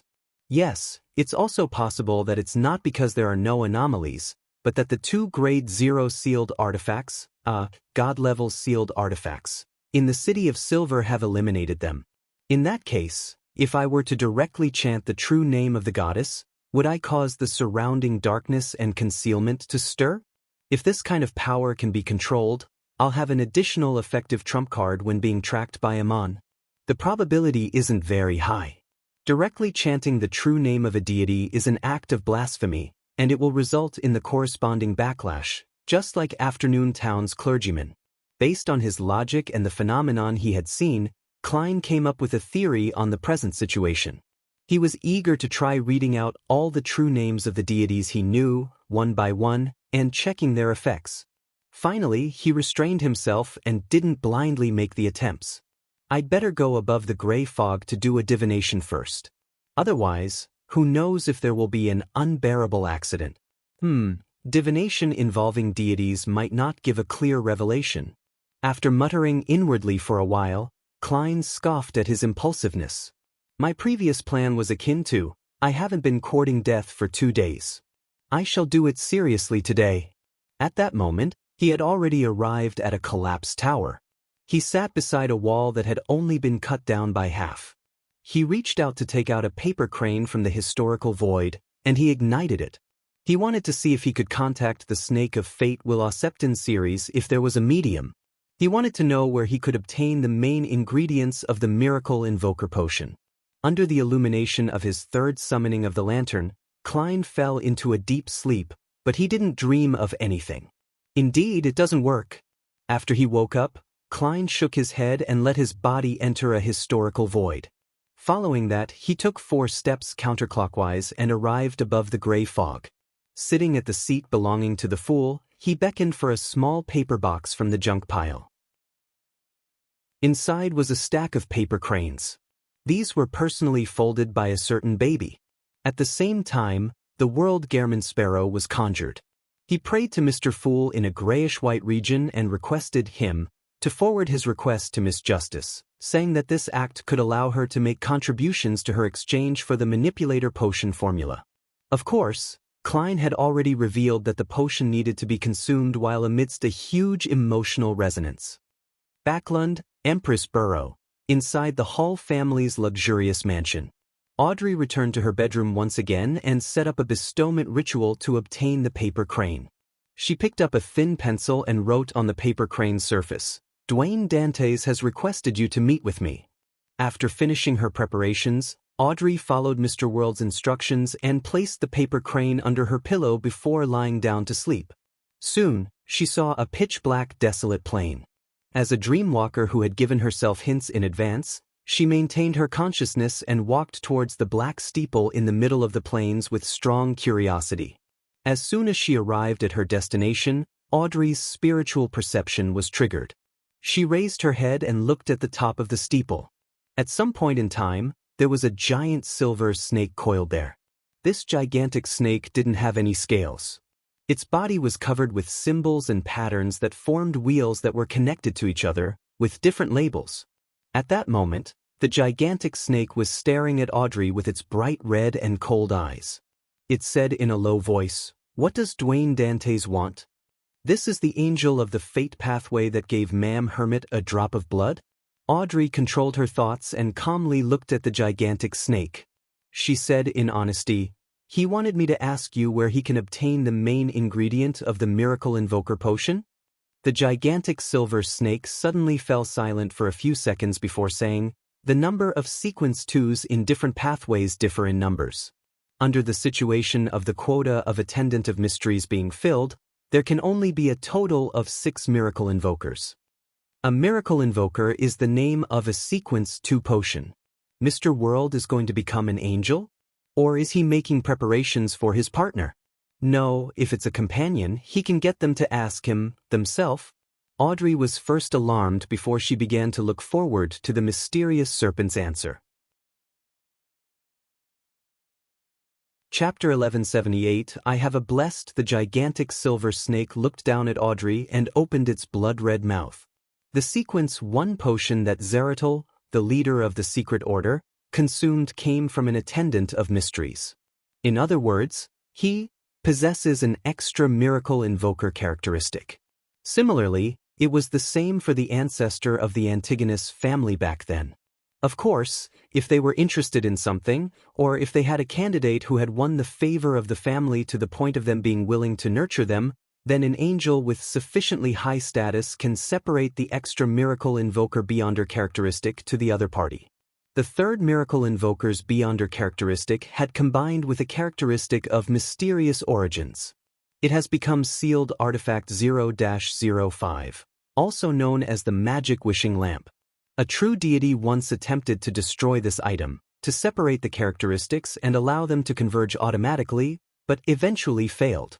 The fourth and fifth miracle invoker Beyonder characteristics are in the form of a grade 0 sealed artifact that exists in the churches of the Eternal Blazing Sun and Lord of Storms. One of them is named 0-13. It comes from the third epic's creator, designated as the Last Banquet. The other is codenamed 0 to 32, a product of the War of the Four Emperors, designated as Theater with Curtains That Never Draw. The sixth miracle invoker Beyonder characteristic might be in the Forsaken Land of the Gods. During the third epic, there was a remnant dark demonic wolf who occasionally appeared. After the cataclysm, he vanished without a trace. Audrey listened attentively and thought carefully for a moment before saying, "You're saying that, under the situation where the attendant of mystery spots are filled, there are only 6 miracle invokers. And now, you only mentioned the secret order's leader, Zeratul, and the ancestor of the Antigonus family, but the spots don't seem to be filled. In such a situation, there might be an extra miracle invoker Beyonder characteristic." This wasn't information that the World Gehrman Sparrow had informed her of in advance. Instead, it was a question that Audrey had come up with on her own accord from the details of the answer and her knowledge of mysticism. The eyes of the giant silver snake moved slightly. Indeed, there should be 3 attendants of mysteries. Visit website Our List novel. Com. But in the second epic, in the era when the ancient god, Phlegria, still lived, the third set of the attendant of mysteries Beyonder characteristics seemed to have disappeared without a trace. No one knows where it is. Likewise for the corresponding miracle invoker Beyonder characteristic. Perhaps it has already combined together and has found a sufficiently concealed method to hide itself. Audrey nodded gently and said, "I understand. I'll pass on the information to Mr. Dwayne Dantes." "Oh, he even asked me to ask you if there's anything you need his help with?" The giant silver snake slithered up and a third of its body stood up. "No, a small matter. Yes, I have a blessed who is an outstanding gourmet. He has a desire to taste ice cream from the various noble families, so as to determine the most delicious one. This request, Mr. Snake, maybe it's Ma'am Snake, is really nice to her blessed. His tone is as if he can't wait. This is too simple. I can agree to help on Mr. World's behalf and complete it on my own. I'll just treat it as accumulating the sufficient contributions needed to exchange the potion formula." Audrey said thoughtfully, "No problem. But how do I send him the ice cream?" The giant silver snake slowly coiled and said, "Sacrifice it to him. He's already a sequence 3 saint and can accept sacrifices in the same city. His honorific name is the embodiment of luck, the clairvoyant monster, the calamity that spreads misfortune, the witnesses of all fates in Backlund, the keeper of chaos and madness. There's a difference between this honorific name and a normal sequence 3's. There's no name at the end." Audrey's eyes darted around slightly, but she didn't say anything further and nodded in agreement. "Keeper of chaos and madness.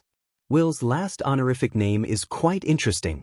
This shouldn't be the honorific name of the Snake of Fate, but something that he used when he was at sequence 3. Some tweaks were made later on. The monster pathways watches over chaos and madness?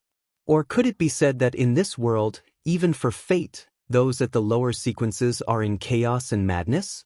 Monsters are working hard to resist all of this, making everything seem normal? After Klein heard Miss Justice's answer, he didn't find it odd for Will Septon to request for ice cream. Instead, he found the honorific name of the Life School of Thought president rather interesting. Having a blessed. That's like saying, "I know someone." Did Will learn this from me? No, I have a real blessed, Danitz.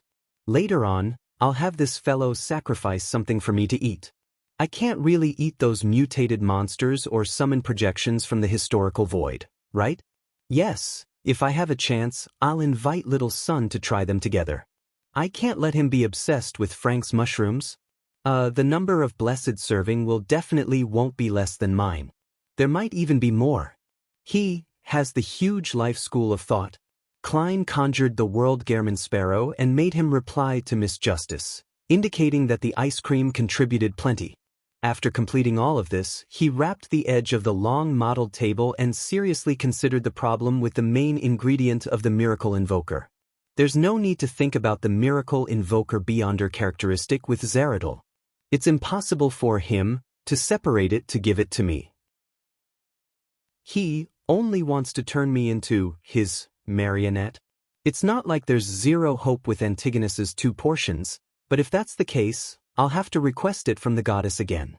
I can't offer something equivalent, I'm afraid. Besides, the goddess might not be able to provide it. The reason why she wants to seal the half-fool who has lost control is probably because she is unable to kill him.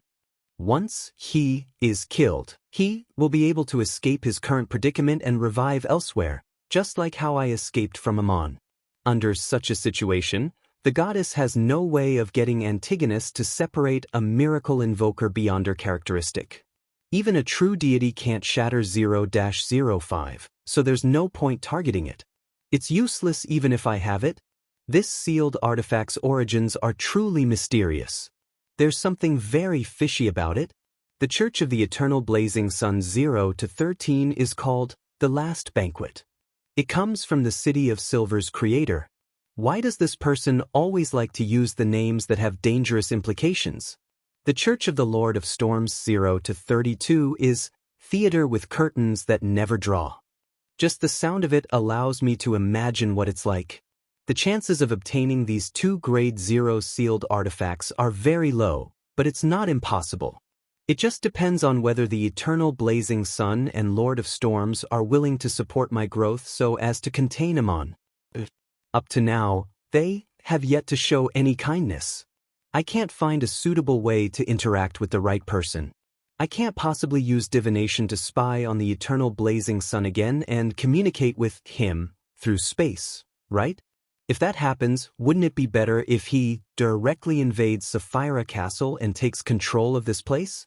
If I were to nurture Mr. Hanged Man and wait till he has the qualifications to come into contact with a grade 0 sealed artifact, I'll most likely have become Ammon. The true creator knows a clue to the 3rd characteristic of the Attendant of Mysteries. His divine kingdom and holy residence are in the forsaken land of the gods. These 2 might be related somehow. The 2 sets of Miracle Invoker characteristics and an Attendant of Mysteries characteristics are highly likely to be in the forsaken land of the gods. I wonder which one is in the Noise Ruins?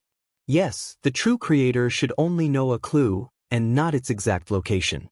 Otherwise, he would have obtained that Attendant of Mysteries Beyonder characteristic before the War of the 4 Emperors and effectively increased his subordinate strength. In other words, the Attendant of Mysteries Beyonder characteristic is something even a true deity can't obtain quickly, and it's necessary to search for it. It might not be so easy for Ammon to come across it, allowing him to set up a trap. If the danger within the ruins were only recently found, having just been transplanted, it would match this trait. From the looks of it, I still have to make a trip. However, I have to be careful enough. The danger comes from Ammon and also from the ruins. I'll do a divination first, then I'll observe and gather intelligence from a distance. I won't enter blindly and will be patient enough. Klein conjured a pen and paper and was about to write the corresponding divination statement when he suddenly thought of something and decided to make another confirmation. He drew a complicated symbol that was a mixture of concealment and mystery prying. He threw it into the crimson star representing the magician. With Gehrman Sparrow's image and tone, he asked her to question a Rhodes. Backlund, East Borough. Furs, who was about to move houses, drew the curtains and lit a candle. She set up a mirror and found Zio to act as a bystander. She then drew the symbol that Mr. World had given her. In the room, the environment gradually turned dark as cold winds stirred, causing the 2 to tremble. The surface of the mirror suddenly rippled, forming ancient dark red Faceac text. You have summoned the greater Rhodes. You have to abide by the corresponding rules. You have to answer a question for every question asked. If you lie or refuse to answer, you will be punished. All right, Furs, who had been warned, calmly replied. Following that, she asked curiously, where can one obtain the main ingredient of the Miracle Invoker potion? On the surface of the mirror, dark red words appeared one after another as other lines vanished. They answered the question in detail. It's basically the same as Will's answer. Above the gray fog, through the crimson star representing Miss Magician, Klein watched the specific process and nodded in disappointment. After Furs memorized the answer, she said nervously, "It's your turn to ask." The dark red words changed and formed a new sentence. "Have you had an erotic dream in the past year?" Phew. Thankfully, it's still okay. Furs heaved a sigh of relief and said, "Yes." This was human nature. She didn't feel that there was anything to be ashamed of. Following that, she raised the second question. "Do you have any suggestions on the matter regarding obtaining the main ingredient of the miracle invoker?" Rhodes dispersed the dark red text and used silver colors to form new words. The Abraham family still holds the Apprentice Pathways Sequence 2 Planeswalker Potion formula, as well as the corresponding powerful sealed artifacts. A total of 2 of them. The Aurora Order also has 1. Klein's eyes lit up as he thought of a new possibility. "Is that so?" Furs frowned slightly and said, "It's your turn to ask a question." The silver color on the surface of the mirror faded away as dark red colors formed a sentence. "Other than you, who else was the star of your erotic dream?" Furs gaped as her face flushed red. Chapter 1179 Preparations both ways. At that moment, Furs felt her cheeks burning as she stiffened.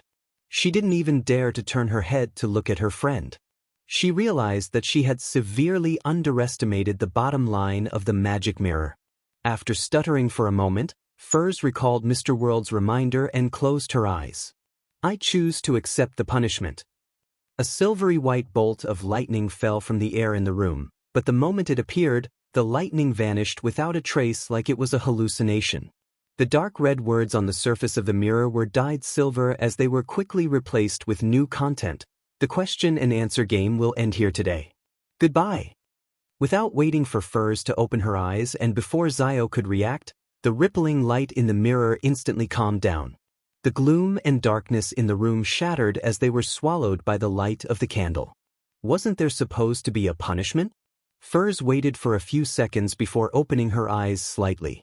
She looked at the mirror that had returned to normal and then at Zio, who was watching by the sidelines. Zio pointed at the top of her head and said, "There was lightning that smote at you, but it disappeared halfway. Also, the magic mirror had already left." The magic mirror was only joking? That's not right. The warning I received was that the questions would be rather embarrassing, and the punishments would be rather heavy. Could it be that Mr. Fool protected me? Furs rubbed her right cheek as she made a guess. Perhaps. Zio nodded in agreement with her friend. Just as Furs heaved a sigh of relief and rejoiced, she suddenly realized that Zio was looking at her earnestly. What's the matter?" Furs's heart skipped a beat. Zio asked thoughtfully, "In that erotic dream of yours, who was the main lead?" Who would remember such a dream from so long ago? Besides, aren't dreams blurry and unclear? Furs forced a smile. Zio tersely acknowledged. "If that's the case, why didn't you answer with that just now?" "I was nervous. I was too nervous." Furs glanced at the luggage that she had finished packing and said, "It's time for us to move. I miss having a fireplace." As she spoke, she walked towards her luggage. It was only at this moment that she realized that, at times, the outcome was similar whether she answered the magic mirror's question or not. Is this the social death that was mentioned by Gairman Sparrow? I really want to bury my head into the ground. Furs continuously took deep breaths in an attempt to calm her burning face and embarrassed heart. In the ancient palace above the fog, Klein threw the sea god scepter back into the junk pile and scoffed at Rhodes's act. Despite knowing that I was the one who sent someone to summon it, it actually dared to raise such a question. Only when I stopped the punishment did it hurriedly change its attitude and leave in a panic. It sure had fun. However, its answer has given me a new train of thought. I really don't need to restrict myself to the path of a miracle invoker. The second blasphemy slate is most likely from the City of Silver's creator, and is now in the hands of Adam. Although Amon and his brother are mutually staying away from each other's affairs and aren't on especially good terms, they have worked together before. I don't believe that he has never seen that blasphemy slate. If that's the case, he is definitely aware of the Miracle Invoker's ritual and can guess that I'll be bringing the City of Silver out of the forsaken land of the gods. When that happens, he wouldn't even need to put much effort into tracking me. He just needs to wait at the giant king's court? Yes, I can't go according to the enemy's expectations, especially since this is a god of deceit and the god of mischief. Countless accidents will happen. If it's because of my participation that the City of Silver's thousands of years of hope ends up being destroyed, then it'll be completely contradictory to my original intentions. The problem with a planeswalker is that I might hear Mr. Door's ravings, and will suffer the scrutiny and corruption from the cosmos that's worse than sequence 2 angels from other pathways. Of course, this isn't completely unacceptable. Also, will I need to pay back the 2 resurrection chances that Sapphira Castle gave me? That's still fine since I'll definitely transfer back to being an attendant of mysteries at sequence 1 because Mr. Door has already blocked off the advancement path of the apprentice pathway. He is at least in control of the uniqueness and 2 sets of sequence 1 Beyonder characteristics, perhaps even all 3. It's not necessary for me to switch to Planeswalker, but I have to make the necessary preparations. When my options increase, even if Amon tries to stop me, the difficulty of burying a trap in advance will increase significantly. Only then can I become an angel while under the pressure of a king of angels. I'll stay on the fence for now. I'll prepare for the Miracle Invoker advancement while preparing for the Planeswalker advancement. I'll determine which pathway to take based on the actual situation when the time comes. Having come to a decision, Klein felt refreshed. His mind was abnormally active, and he quickly came up with a preliminary plan. I'm not in a hurry to ask Miss Magician's teacher about the Planeswalker potion formula and the corresponding grade 0 sealed artifact. This will scare the Abraham family, making them suspect that Miss Magician worships some evil god and has joined some terrible organization. With their current situation, there's a high chance that they won't reply. They will change their identities, move, and sever all ties. Yes, the head of the Saint of Secrets, Bodhi's, will make a fine gift. Regardless of whether the Abraham family gives the Worm of Cosmos, this matter will have to be placed on the agenda. I hope Miss Justice can digest the Dreamwalker potion as soon as possible. I hope that Ma'am Hermit will be prepared. I also hope that the 2 ladies, Miss Magician and Miss Judgment, will be able to improve before the operation. Right? According to what Miss Magician said, Saint of Secrets Bodhi's is a defector of the Abraham family, and the Aurora Order holds a grade 0 sealed artifact of the apprentice pathway. That's interesting. Perhaps I don't need to contact the Abraham family. I might be able to get what I want from the Saint of Secrets. I have to remind Ma'am Hermit that Bodhi's might be carrying a grade 0 sealed artifact, so confirmation has to be made before the operation. If that grade 0 sealed artifact isn't in the hands of the Saint of Secrets, then I'll probably have to face the Angel of Fate Ouroboros to get it. No, grade 0 sealed artifacts are terrifying to begin with. It's one of the sources of danger. Phew, I'll first wait for Miss Magician's teacher to reply and see if the Abraham family is averse to any mention of the Worm of Cosmos. As he thought of this, Klein suddenly felt a hint of self-deprecation. He felt that he and the Aurora Order appeared to be destined enemies. They often had all kinds of interactions. When the operation begins, the Aurora Order will definitely shout in their hearts, "Why is it you again? Why is it us again?" After letting out a breath, he gathered his thoughts and conjured the World Gehrman Sparrow. He replied to Miss Magician who had reported the answer. Following that, the world prayed once again, requesting Mr. Fool to forward his request to Danitz. On a certain island in the Fog Sea, Danitz, who was waiting for the Golden Dream, turned his head to look at Anderson and chuckled. "I'm going to summon Gehrman Sparrow's messenger." Anderson pricked up his brows and scoffed. "You're qualified to consume the Conspirer potion. You were the one who made it too obvious. Even I could sense that you were afraid of that messenger." Danitz felt even more pleased with himself as he said humbly. Anderson suddenly guffawed. "Why do you not suspect that I'm pretending to be afraid? I'm just trying to find a reasonable excuse to avoid hearing things I shouldn't be hearing." "Dogs, do you think I'll believe the lies you came up with in a hurry?" Danitz was almost convinced. Anderson spread his hands and walked to the door. "You've gathered all the materials of the Conspirer potion. Remember to remind Gehrman to not forget my iron-blooded knight potion formula. Danitz waved his hand impatiently, indicating that he hadn't forgotten. After Anderson walked out of the room and closed the door, Danitz immediately set up a ritual and summoned the messenger holding 4 blonde, red-eyed heads. Seeing the 8 eyes look over at the same time, Danitz's chest immediately retracted. He forced a smile and handed out a gold coin. "Ma'am, Gehrman Sparrow wants me to tell you that he's fine. He's now in the Forsaken Land of the Gods." "Wait, what did I say? The Forsaken Land of the Gods?" As a crew member of Vice Admiral Iceberg, Danitz's knowledge of mysticism was still adequate. After a momentary pause, his pupils clearly dilated. "All right." Rionette Tynker bit down on the gold coin and answered immediately. Then, she entered the void and vanished from the room. After reporting this to Gehrman Sparrow, Danitz received the Iron-Blooded Knight's potion formula and new orders. "Prepare some local delicacies and sacrifice them to sea god Calvetua." "Isn't this mission a little odd?" Danitz muttered to himself, but he didn't dare to raise any questions. He quickly tidied up the altar, found a parchment, and wrote down the supplementary ingredients and corresponding ritual in the Iron-Blooded Knight potion formula. Following that, he opened the door and handed the parchment to Anderson. "Form a team of at least 30 people. The stronger the team's strength and chemistry, the better the ritual's effects." Anderson unfolded the parchment in front of Danitz and read it. As he read, his brows gradually furrowed. "If the team's chemistry is to build upon the idea of killing me, the captain, the ritual is rather simple." Without waiting for Danitz to mock him, a burning white flame appeared from his fingertip and burned the parchment. Anderson chuckled. "I need to go back to my homeland to find an opportunity. That place is currently being invaded by Phaenopotter, and war is always the best place for building up and training a team."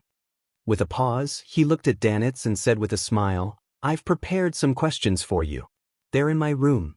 Once you become a conspirer, you can try doing it and see if your intelligence has improved." "Dog's hit. Are you trying to trick me into reading all the books in your room?" Danitz was almost moved, but he immediately understood that something was wrong. No matter how high his intelligence was, he wouldn't be able to solve the questions if he hadn't read the textbooks. "Not bad. It only took you 3 seconds this time to grasp the crux of the matter. If it were in the past, you would have really believed me." Anderson praised with a smile as he turned around and left the inn. 1180 different effects in the Forsaken Land of the Gods, at night when the frequency of lightning had dropped to a very low frequency. 2 slices of white bread and a piece of barbecued meat is pretty good after all.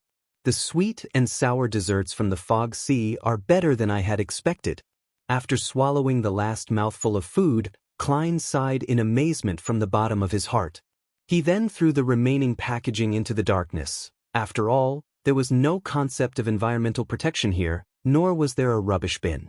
Of course, he had removed his connection with those items ahead of time, just like how he would head over to Sapphira Castle to perform sterilization every time he abandoned a marionette. This was to prevent Amon's avatars from locking onto him with them. Lifeless objects won't be transferred into a concealed state by the darkness here. Klein raised the lantern that Danitz had sacrificed, and he illuminated the abandoned items. It was only after he filled his stomach that he was in the mood to try out the dangerous things he had previously divined. Amidst the flickering dim yellow light, Klein reached his right hand out into the air and dragged out another projection of himself. It was another version of him from the historical void, one who was also holding onto a lantern. Klein entered the grayish-white fog 1 second later, allowing his projection's consciousness to awaken. The projection was surrounded by a group of monsters. Amidst the endless darkness, it opened its mouth, planning to recite the name, Ammonizes. He didn't manage to make a single sound, as though the words he wanted to say had been concealed. Indeed, it's as I expected. Wearing a silk half-top hat and a black trench coat, Klein slowly took a deep breath. Looking at the lantern that emitted faint yellow light, he suddenly chanted in Jotun, Liatero.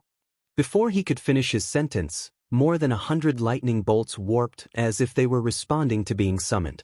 They instantly blanketed the area. There was no time for him to dodge. Even if he had switched places with a marionette, he would still be within the attack range. Amidst the brightening of silvery white light, he collapsed to the ground. His body was charred as he convulsed violently, as though he had become a gigantic piece of coal. Then, his figure rapidly dissipated as the illusion vanished. Wearing a real top hat, clothed in an Inta-styled windbreaker and carrying a simple lantern, Klein immediately returned to reality and continued proceeding forward as if nothing had happened. After walking for a while, his figure suddenly turned blurry and clear. Following that, Klein opened his mouth again and read out a name in Jotun. Oh, just as he produced the first syllable, a transparent flame burst out from his body, instantly reducing him to ashes, not giving him a chance to switch places with his marionette. Klein's figure appeared once again. He pressed his hat and walked calmly on the hill filled with strange plants. Harabergen. Badheil. Omabella. There's nothing out of the ordinary. There are no traces of the corresponding divine powers left in the vicinity of the City of Silver. Medici, Ouroboros, Sastre. These are of no use, neither one of them are deities. I thought that the situation at Afternoon Town and the Giant King's court was due to special circumstances. Using Sasre's true name outside can activate the powers of degeneration from the forsaken land of the gods. As a king of angels with the uniqueness, Red Angel is also considered half a true god. Yet, there aren't any traces left of him. How shameful for a person, no, shameful for a king of angels.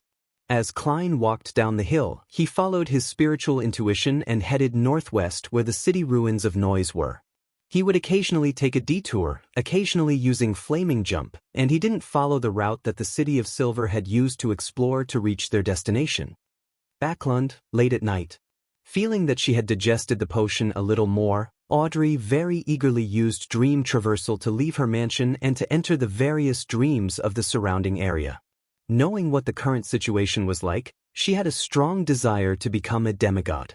Just like that, she suddenly saw someone familiar. This was a noble lady who had a good relationship with her.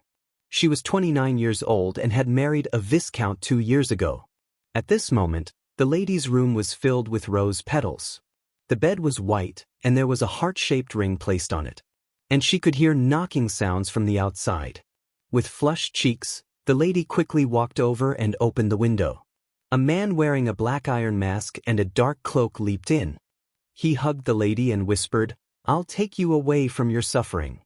Then, the two of them started to wrap their bodies around one another as they rolled into bed. As a dreamwalker who was working hard to digest the potion, Audrey had long seen similar scenes. She had experienced the phase of feeling embarrassed, and she sighed at how everyone's dreams were full of imagination. At that moment, she didn't lose her composure at all. She maintained the etiquette of a spectator, as though she was witnessing an overly intense play. After a brief examination, she discovered a problem. The man wearing the black iron mask wasn't the wife's spouse, but more like a particular playboy in the aristocratic circles. Is this a reflection of what's hidden in her heart? Audrey muttered to herself in an academic manner while analyzing the dream. Following that, she traversed into the dream beside her out of curiosity. This dream corresponded to the noble wife's husband, the Viscount. In the dream, this Viscount was busy attending a discussion at the House of Lords. Later, he was chased by an earl with a revolver. The latter claimed that he had tricked his daughter. After escaping to a safe zone, the Viscount found his female secretary to vent his fear. Audrey couldn't help but leave the dream, wanting to see the state the Viscount and his wife were in. In the bedroom under the illumination of the crimson moonlight, the Viscount was hugging his wife on the huge white bed. His wife was hugging him and sleeping in a very intimate manner. Yes, I have to realize that everyone has a dark side to them. It's just a dream that they've had.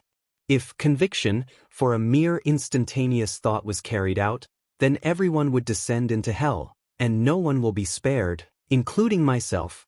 I can control my dark side, preventing it from ever being realized in the real world.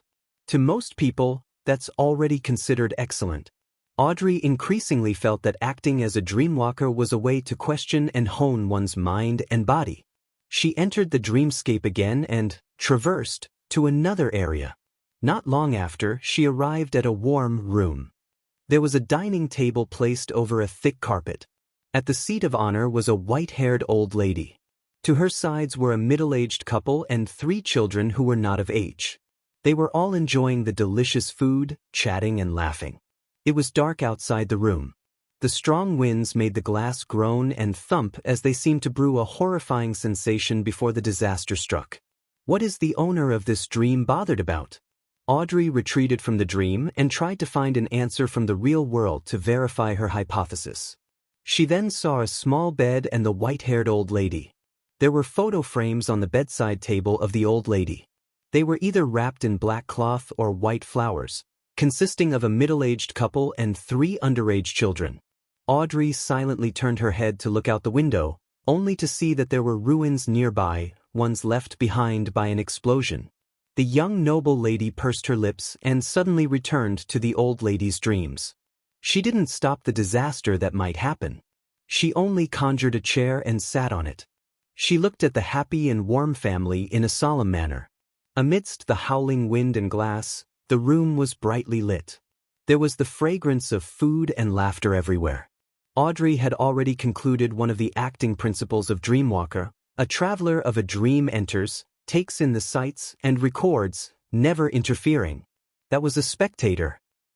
In St. Samuel Cathedral, having been summoned by Bishop Anthony Stephen, Leonard slowly walked up the spiral staircase under the sunlight that shone in through the stained glass. Suddenly, he said with a suppressed voice, "Old man, that secret gathering is about to begin again. Are you really planning to attempt to enter the treasures left behind by the Jacob family at the end of the month?" "I'm not sure yet, but this is an opportunity." At the very least, Amon's main body is being tied down by the matter regarding Sapphira Castle. He won't suddenly appear. In Leonard's mind, Palaz Zoroast replied with a slightly hoarse voice, "However, I'm more inclined to reveal the news of the treasure trove. I want the people at the gathering to adventure and explore it. We'll stay in the vicinity and observe the situation, taking what I need from their hands." Leonard was taken aback as he whispered, "Old man, isn't that too sinister?" This was using the members of the Hermits of Fate as tools to step into a trap. Naive, childish. You can tell them all the details and let them decide whether they want to go on their own. Palaz scoffed. Leonard didn't mention it again. Instead, he asked, "Old man, when can I become a demigod?" Palaz chuckled. "If you can obtain a spirit at the level of your former colleague's messenger, you'll be able to digest the potion by the beginning of next year. However, it's better to act according to my instructions. Engage in a deeper level of acting. Wait till the second half of next year, you'll have the qualifications to try for Sequence 4. Of course, I'm not sure if the Church of Evernight will give you the potion and hold a ritual for you. That high-ranking deacon named Casimir Crestet had to wait several years before he truly became a demigod when war truly broke out, didn't he?" Leonard nodded and asked thoughtfully, "Old man, can you act as a spirit to help me digest the potion? Your level should be higher than Klein's messenger." Palaz Zoroast fell silent for a few seconds before he chortled. "What a great idea. How about I help you digest the potion?" "How?" Leonard knew that old man was mocking him, but he couldn't help but ask. "I'll deeply parasitize you, gaining full control over your body," Palaz snapped back. As he spoke, Leonard came to the door of the Backlund Diocese's archbishop. He immediately shut his mouth and raised his right hand to knock on the door. "Come in."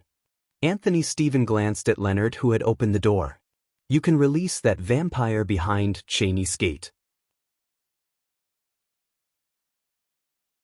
Chapter 1181 Noise Ancient City. Upon hearing the bishop's instructions, Leonard was first taken aback before he inwardly sighed. Mr. Fool's prophecy was really accurate. No, it's not a prophecy. He was already aware of everything. Leonard quickly reined in his thoughts and followed the procedures to get Bishop St. Anthony to give him an official document. Then he returned underground and brought 2 members into Cheney's gate. After waiting for the keepers to check the documents, he came to Emlyn White's room, which was illuminated with shining silver candles that were covered with engraved patterns. He opened the heavy stone door with a brass key. Ghostly blue light entered the cell, stabbing Emlyn White's eyes to the point of him instinctively closing his eyes. His face was much paler than before, and his body was much thinner. He exuded a feeling that a gust of wind would lift him up at any moment. Thinking of Mr. Fool's answer, Emlyn suddenly felt confident in his current situation. Without opening his eyes, he slowly stood up and chuckled. "I knew you would take the initiative to send me out. Would you be disappointed if I said that it was just a routine investigation?" Leonard lampooned inwardly and replied without any expression, "I'll give you 30 seconds. If you don't leave Cheney's Gate within this period, I'll take it as you voluntarily choosing to stay behind." As a slightly more senior Nighthawk and a captain of a Red Gloves team for several months, Leonard had rich experience in dealing with prisoners. Emlyn's expression froze. He opened his mouth, wanting to say something, but he ultimately maintained his silence. He walked past Leonard and his two teammates and walked out of Cheney's Gate. Outside, he suddenly shuddered, as if he wanted to purge the chill in his body. "Once you return, getting some sunlight would fix you up." "Oh, the sun is a rare commodity in Backland's winter, and you vampires don't enjoy sunbathing. Aren't you an apothecary? You can concoct some medicine from the sun domain yourself." Seeing this, Leonard casually reminded him. Emlyn's condition wasn't the best. On the one hand, he hadn't drunk any spirituality-containing human blood for days. He could only rely on the blood of animals as a substitute. On the other hand, it was because he had stayed behind Cheney's Gate for too long. The power of Evernight that supported the seal had eaten into him a little, making him require the effects of medicine from the sun domain to remove the residual effects. As a potions professor, Emlyn was aware of his physical and mental condition. He didn't retort or nod. He only emphasized the word sanguine before asking, "Where's Father Utravsky?" Visit website our list novel. Calm, he still needs to stay a little while longer. I hope this bloody war will end soon. Don't worry, we'll let him come out twice a week to get some sunlight. As for which days they'll be, it'll depend on the weather in Backland. Leonard gave a simple response before sending Emlyn White to the ground and onto the streets. Emlyn hesitated for a moment before asking again, "Where's the nearest hospital?" "What do you want to do?" Leonard asked in a professional manner. "Get a blood transfusion." Emlyn raised his chin slightly, trying his best not to change his expression. Blood transfusion, more like drinking blood. Leonard didn't call him out. He pointed in one direction and gave him the address. After watching the sanguine Viscount leave, he returned underground and began to discuss a recent case with his team members. After several days of traveling, Klein finally arrived near the Noise City ruins in the north. This was equally a desolate plain. The dried riverbed left traces of itself on the ground. Looking at the dark, shadowy city that was filled with a thin fog, he was in no hurry to get close. Instead, he found a hidden spot and muttered the honorific name of Mr. Fool. Following that, he took 4 steps counterclockwise and recited the incantation before entering the world above the gray fog. To return to Sapphira Castle with just a thought, he needed the prayers of the Tarot Club members to stack together, forming a strong and firm anchor. That way, it would provide the Fool with the sufficient summoning power. With the help of the prayer light, Klein used his true vision to check the situation of the Noise ruins from afar. He discovered that the thin fog was slowly dissipating, but it couldn't completely dissipate.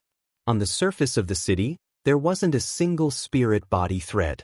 The people who were dressed in linen robes or animal hides were lying in different spots on the streets. They weren't as lively and busy as the time the City of Silver's expedition team visited. After the angel or sealed artifact that occupied this city discovered that their whereabouts were exposed, they chose to migrate? As Klein made a guess based on the situation in front of him, he retracted his gaze and looked at the grayish-white fog that held up Sapphira Castle. He was trying to prevent the miracle invoker or attendant of mysteries, or the corresponding sealed artifact from hiding in the historical void and ambushing the beyonders of the ancient Noise City. He didn't wish to directly encounter a cluster of translucent maggots that twisted into a huge vortex when he leaped into the fog of history, nor did he wish to be pursued by those terrifying tentacles. The ambush that Zeratul had laid for him still left Klein feeling a lingering sense of fear. From time to time, he would have nightmares, hoping to seek Miss Justice for another round of treatment for psychological trauma.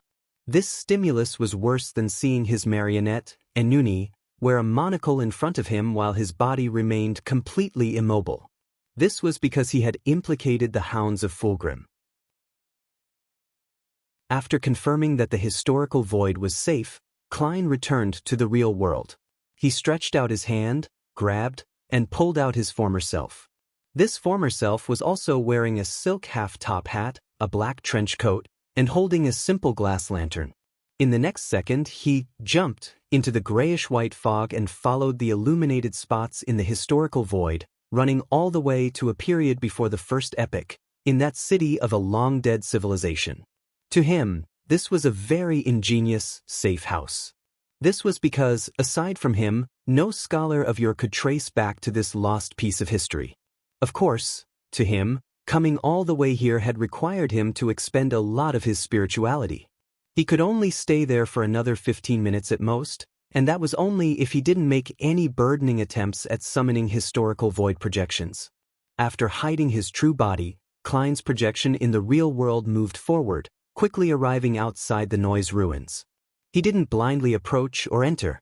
After circling to a small mound opposite the dried riverbed, he raised his right hand and summoned his original marionette, the cold Earl of the fallen Konaz Kilgore with dark blue eyes. Konaz's body squirmed and instantly transformed into Gehrman Sparrow. Then, he reached out and took out a lantern from the historical void. The historical projection who summoned a historical projection had disordered the distance under the dim yellow light of the lantern. In a few steps, he arrived outside Noise City, alone. With the lantern in hand, he passed through the rotting buildings and passed through the thin fog before entering the ruins. Compared to using his true vision above the gray fog, actual contact made him discover more details. The humans and monsters lying in different spots had signs of decay, as though they had been abandoned for some time. Some of them sat on chairs under the eaves of the house, others slumped beside stoves. Some held moldy bread while others held hands. There were some leaning against the walls and sitting on the ground, their lips pressed against a bone flute. This allowed Klein to imagine the situation in the city back when they were living. Some of them were slacking off and resting. Some were baking food, and others were shopping along the streets. Others were focused on music as some came and went, laughing nonstop. There were also others fighting monsters in an arena. This was such a lively and bustling scene, but in reality, everyone had already died and were no longer in possession of their souls. They were only repeating predetermined actions. And one day, this strange scene froze with time, and everyone collapsed without any warning. A city formed by marionettes, the most realistic theater. Back then, the foggy town was in a similar situation. Although I'm also a seer, I still have to say that, in terms of horror, terror, and bizarreness, our pathway is definitely ranked amongst the top 3.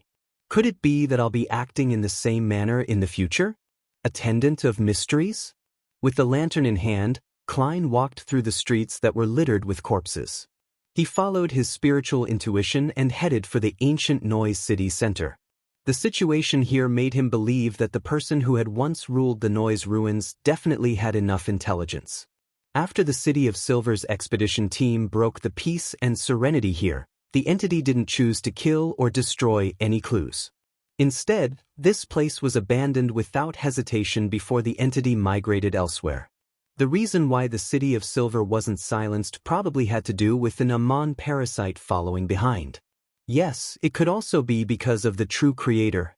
As he casually let his thoughts wander, Klein quickly arrived at a relatively intact cathedral.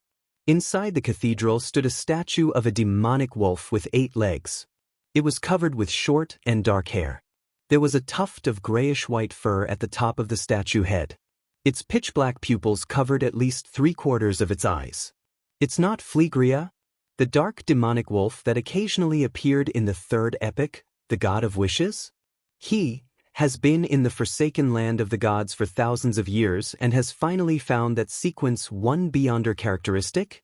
Just as this thought flashed through his mind, Klein suddenly heard footsteps coming, resounding one after another. Standing sideways, he immediately cast his gaze outside the cathedral.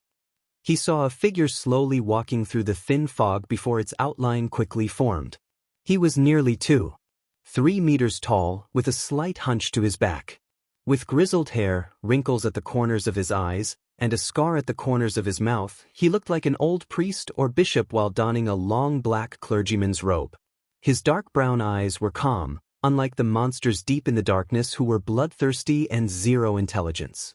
However, in the long, quiet night of low-frequency lightning, this clergyman didn't carry any animal hide lanterns or have any fire lit. He just quietly walked through the thin fog. Chapter 1182 The Holy Word. Although it had been less than a week since he entered the forsaken land of the gods, Klein had long gotten a good understanding of the place through Little Sunday. He knew that normal humans, even saints, had to use fire to create light in the darkness. Otherwise, it was very easy for them to encounter dangerous monsters lurking in the depths of the darkness, or be secretly devoured, disappearing without a trace, never to be found again. And at that moment, the elderly clergyman wasn't carrying any animal hide lanterns. Instead, he passed through the fog in the darkness and slowly entered the cathedral that was illuminated by the dim yellow light. If it wasn't for his deep and calm eyes that didn't show any signs of madness, Klein's first reaction would have been that he had encountered a special monster. Of course, having a normal person's state of mind and being immersed in darkness were contradictory traits. Any living creature with any semblance of normal intelligence could easily come up with a conclusion that this person might be even more terrifying than special monsters. Klein had only met one person who could pass through the darkness without being affected by it while having sufficient intelligence: Blasphemer Amon. Sensing that the faint yellow light was reflected on his face, the tall black-robed clergyman with a slight hunch to his back stopped in his tracks. Looking at the demonic wolf statue, he hoarsely asked, "Where did the owner of this city go?" Klein was the kind of person who would try his best to resolve a problem peacefully if a fight with a stranger could be avoided. As he raised his guard, he calmly replied, "I don't know where either. I just entered the city. Who knows where the owner went?" Just as he said that, the entire cathedral dimmed. A thin fog surged in like a tidal wave from the outside, drowning the interior. The lantern in Klein's hand failed miserably at illuminating the windows and the situation at the door. It was dark outside, and nothing could be seen. In the blink of an eye, the cathedral that worshipped the demonic wolf statue seemed to be isolated from Noise City. It was unknown where it was located. Klein's pupils dilated slightly as he looked at the clergyman with wrinkles and white hair. He asked in a deep voice, "Who are you?" The hunched clergyman replied in a condescending manner, "I'm an attendant by the Lord's side.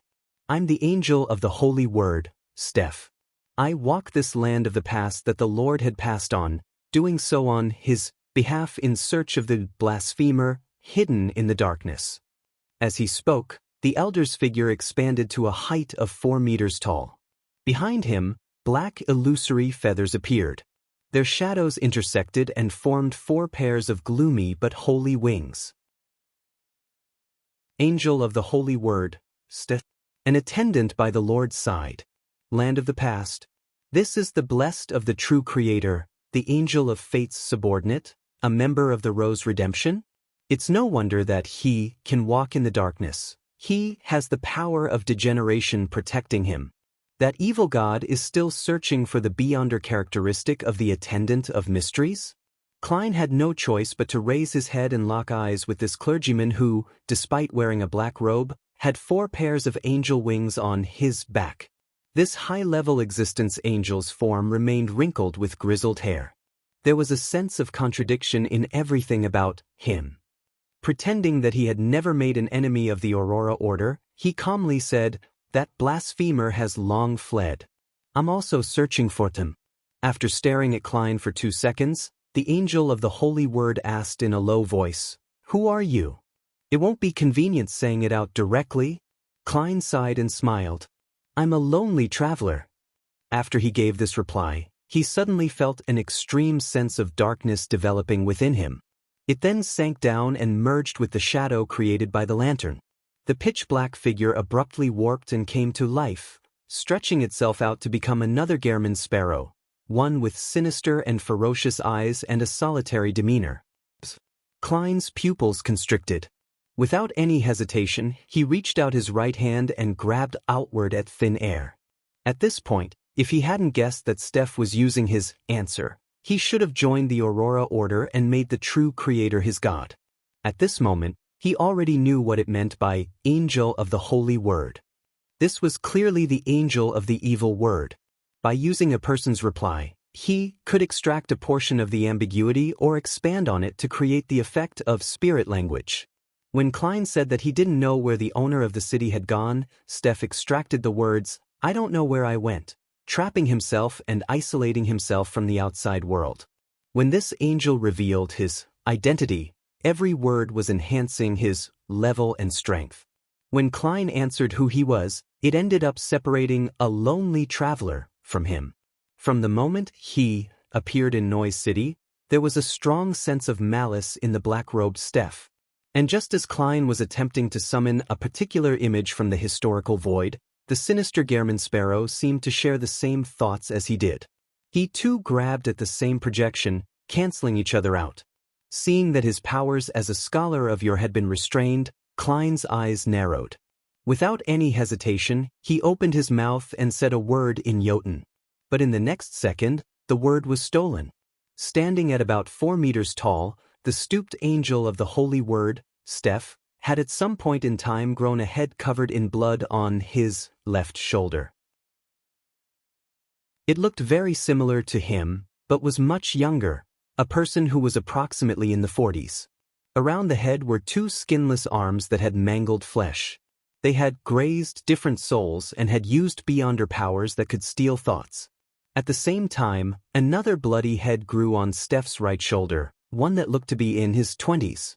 Amongst the 3 heads, one grazed souls and stole Klein's thoughts, while the other was staring coldly at the target, deepening the self-awareness of the lonely traveler. The last one opened his mouth and said, "You lie. You are the person who destroyed the Son of God's descent ritual and interfered with the Lord's descent twice. You are one of the targets I'm looking for." The corners of Klein's mouth twitched as he calmly said a word in Jotun, "Ludero." This was the true name of the Lord of Storms. The reason why this thought wasn't stolen was because he had lined up his subsequent actions. The lineup was filled with the same content. It didn't matter if the first thought was stolen, as it didn't affect the subsequent thoughts. This was a precious experience he had gained from fighting Amon. Of course, if he were to meet Amon again, he suspected that such a method might not work. Once the god of mischief was prepared, he would definitely come up with something new. As soon as he finished speaking, the eyes of the angel of the holy word angel, Steph, lit up with bolts of silver lightning. They covered the entirety of Noise City, and they tore through the darkness that enveloped the cathedral. They tore apart all the corruption, concealment, darkness, vileness, and evil. Inside, Klein and the sinister Gehrman sparrow were situated at the eye of the lightning storm. Without even a grunt, they dissipated. Then, the terrifying, silvery white, twisted electric bolts snaked the area and swallowed the demonic wolf statue as well as the angel of holy words, Steph. Amidst the dull rumbling sounds, the ancient city of Noise completely collapsed, becoming a true ruin. At the opposite side of the dried-up riverbed, Klein's historical projection quickly faded away, returning to the real world. Right on the heels of that, Klein immediately used Flaming Jump to distance himself from the Noise ruins. During this process, he pulled out a few paper figurines and made them into angels to cover his tracks. The desolate plains returned to its state of dead silence once again. After an unknown period of time, the ruins where the cathedral stood shook. Steph slowly stood up amidst crumbling dust and rock. His completely white hair had thinned again, and his deep black clergyman's robe became tattered. The angel of the holy word left Noise ancient city in silence, got his bearings, and walked deep into the darkness. Half a day later, A figure approached the city's ruins from another direction. It was none other than Klein, who had made a huge detour. He hadn't had the chance to check the ancient city of Noise previously, and his return this time was motivated by the hope of finding actual clues of that existence. At a relatively far distance away, Klein repeated his observations above the gray fog, summoned the historical projection, and hid in ancient times, using the projection to summon another historical projection. After finishing his preparations, he stepped into Noise once again and returned to the cathedral in absolute silence. Along the way, the corpses that had been lying dead on the ground had either turned to ash or turned to charred remains, devoid of that creepy and harrowing feeling. That fellow named Steph didn't die. From the looks of it, the remnant divine powers of Storm here can only injure an angel. Klein stopped in front of the ruined cathedral and muttered to himself wistfully. Of course, he only found it a little regretful. He didn't expect to finish off an angel so easily. As he swept his gaze, he saw a few pieces of the demonic wolf statue. The surface of it was dark black, and the insides were dark red, nothing like commonly seen stone. These stones must be extraordinary for them to be used by that dark demonic wolf for his statue. Furthermore, they don't look like something produced in the vicinity. Perhaps I can seek out the area the dark demonic wolf hid prior to Noise City by investigating them. As a miracle invoker, or even an attendant of mysteries, that dark demonic wolf must be good at covering his tracks. It'll be very difficult to track his whereabouts directly, but if I can find most of the areas he had hid previously, I should be able to gain insight into his habits and style. Once I know a person's past, I can predict his future. As he thought, he took 2 steps forward, bent down, and attempted to pick up a fragment of the statue. At that moment, a charred hand suddenly reached out and blocked his finger. From the corner of his eye, he saw a charred corpse standing up. The charred corpse's other hand held onto a crystal monocle and wore it on its left eye. Klein's heart tightened at first before a strong sense of doubt and suspicion surfaced within him. In the next second, the charred corpse smiled and said, "Sorry, I wore it on the wrong side." As it spoke, it took off the monocle and moved it to its right eye. Chapter 1183 Klein's Advantage. Once again, Klein understood why Amon was the god of mischief. At that moment, he didn't even have the desire to lampoon. All he wanted was to immediately end the historical projection and escape from the Amon, no, Amons, in front of him. The charred corpse that had been parasitized wiped the soot from its face. Before Klein disappeared, it said with a smile, "There's no rush. You are just a projection from the historical void. I can't really parasitize you, and you should know very well that I'm not alone. It's difficult for you to launch an effective counterattack." With a simple lantern in hand, Klein thought silently. He picked up a piece of the black sculpture fragment that had red insides, and he cautiously asked, "What exactly do you want to say?" At that moment, Amon had already changed back into his appearance. The only problem was that his skin remained darker. He adjusted his crystal monocle and chuckled. "You know that I'm aware that you're searching for that dark demonic wolf in an attempt to obtain the miracle invoker's Beyonder characteristic from him. I happen to be very interested as well.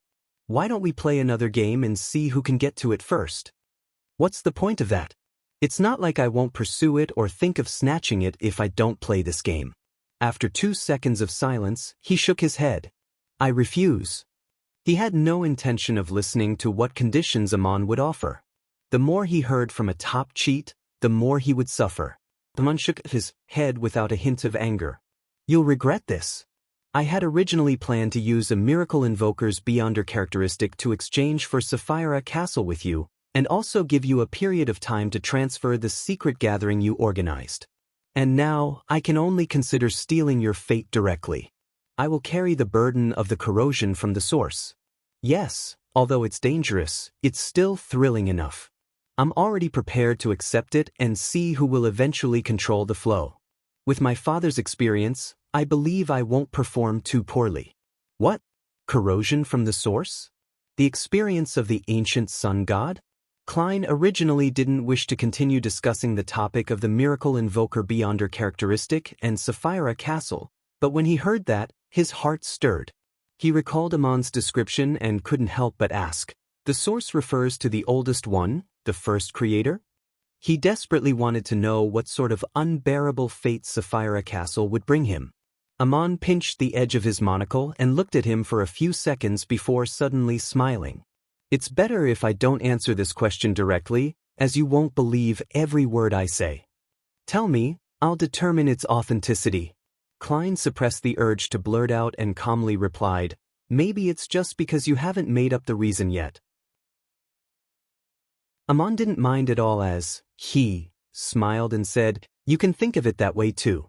Haha, at times, the truth that you discover for yourself is definitely more agreeable than what others tell you. If you have the time, you can wander around the forsaken land of the gods. This should provide you with more clues. Of course, if you have the guts to enter Chernobyl, then you would know more. Klein didn't pursue the matter any further. After staring at the collapsed cathedral that was bathed in a faint yellow light, he casually said, did the dark demonic wolf hurriedly migrate because of the discovery of your existence? Amon nodded slightly and said, it wasn't just me. He also sensed the hanged man's gaze.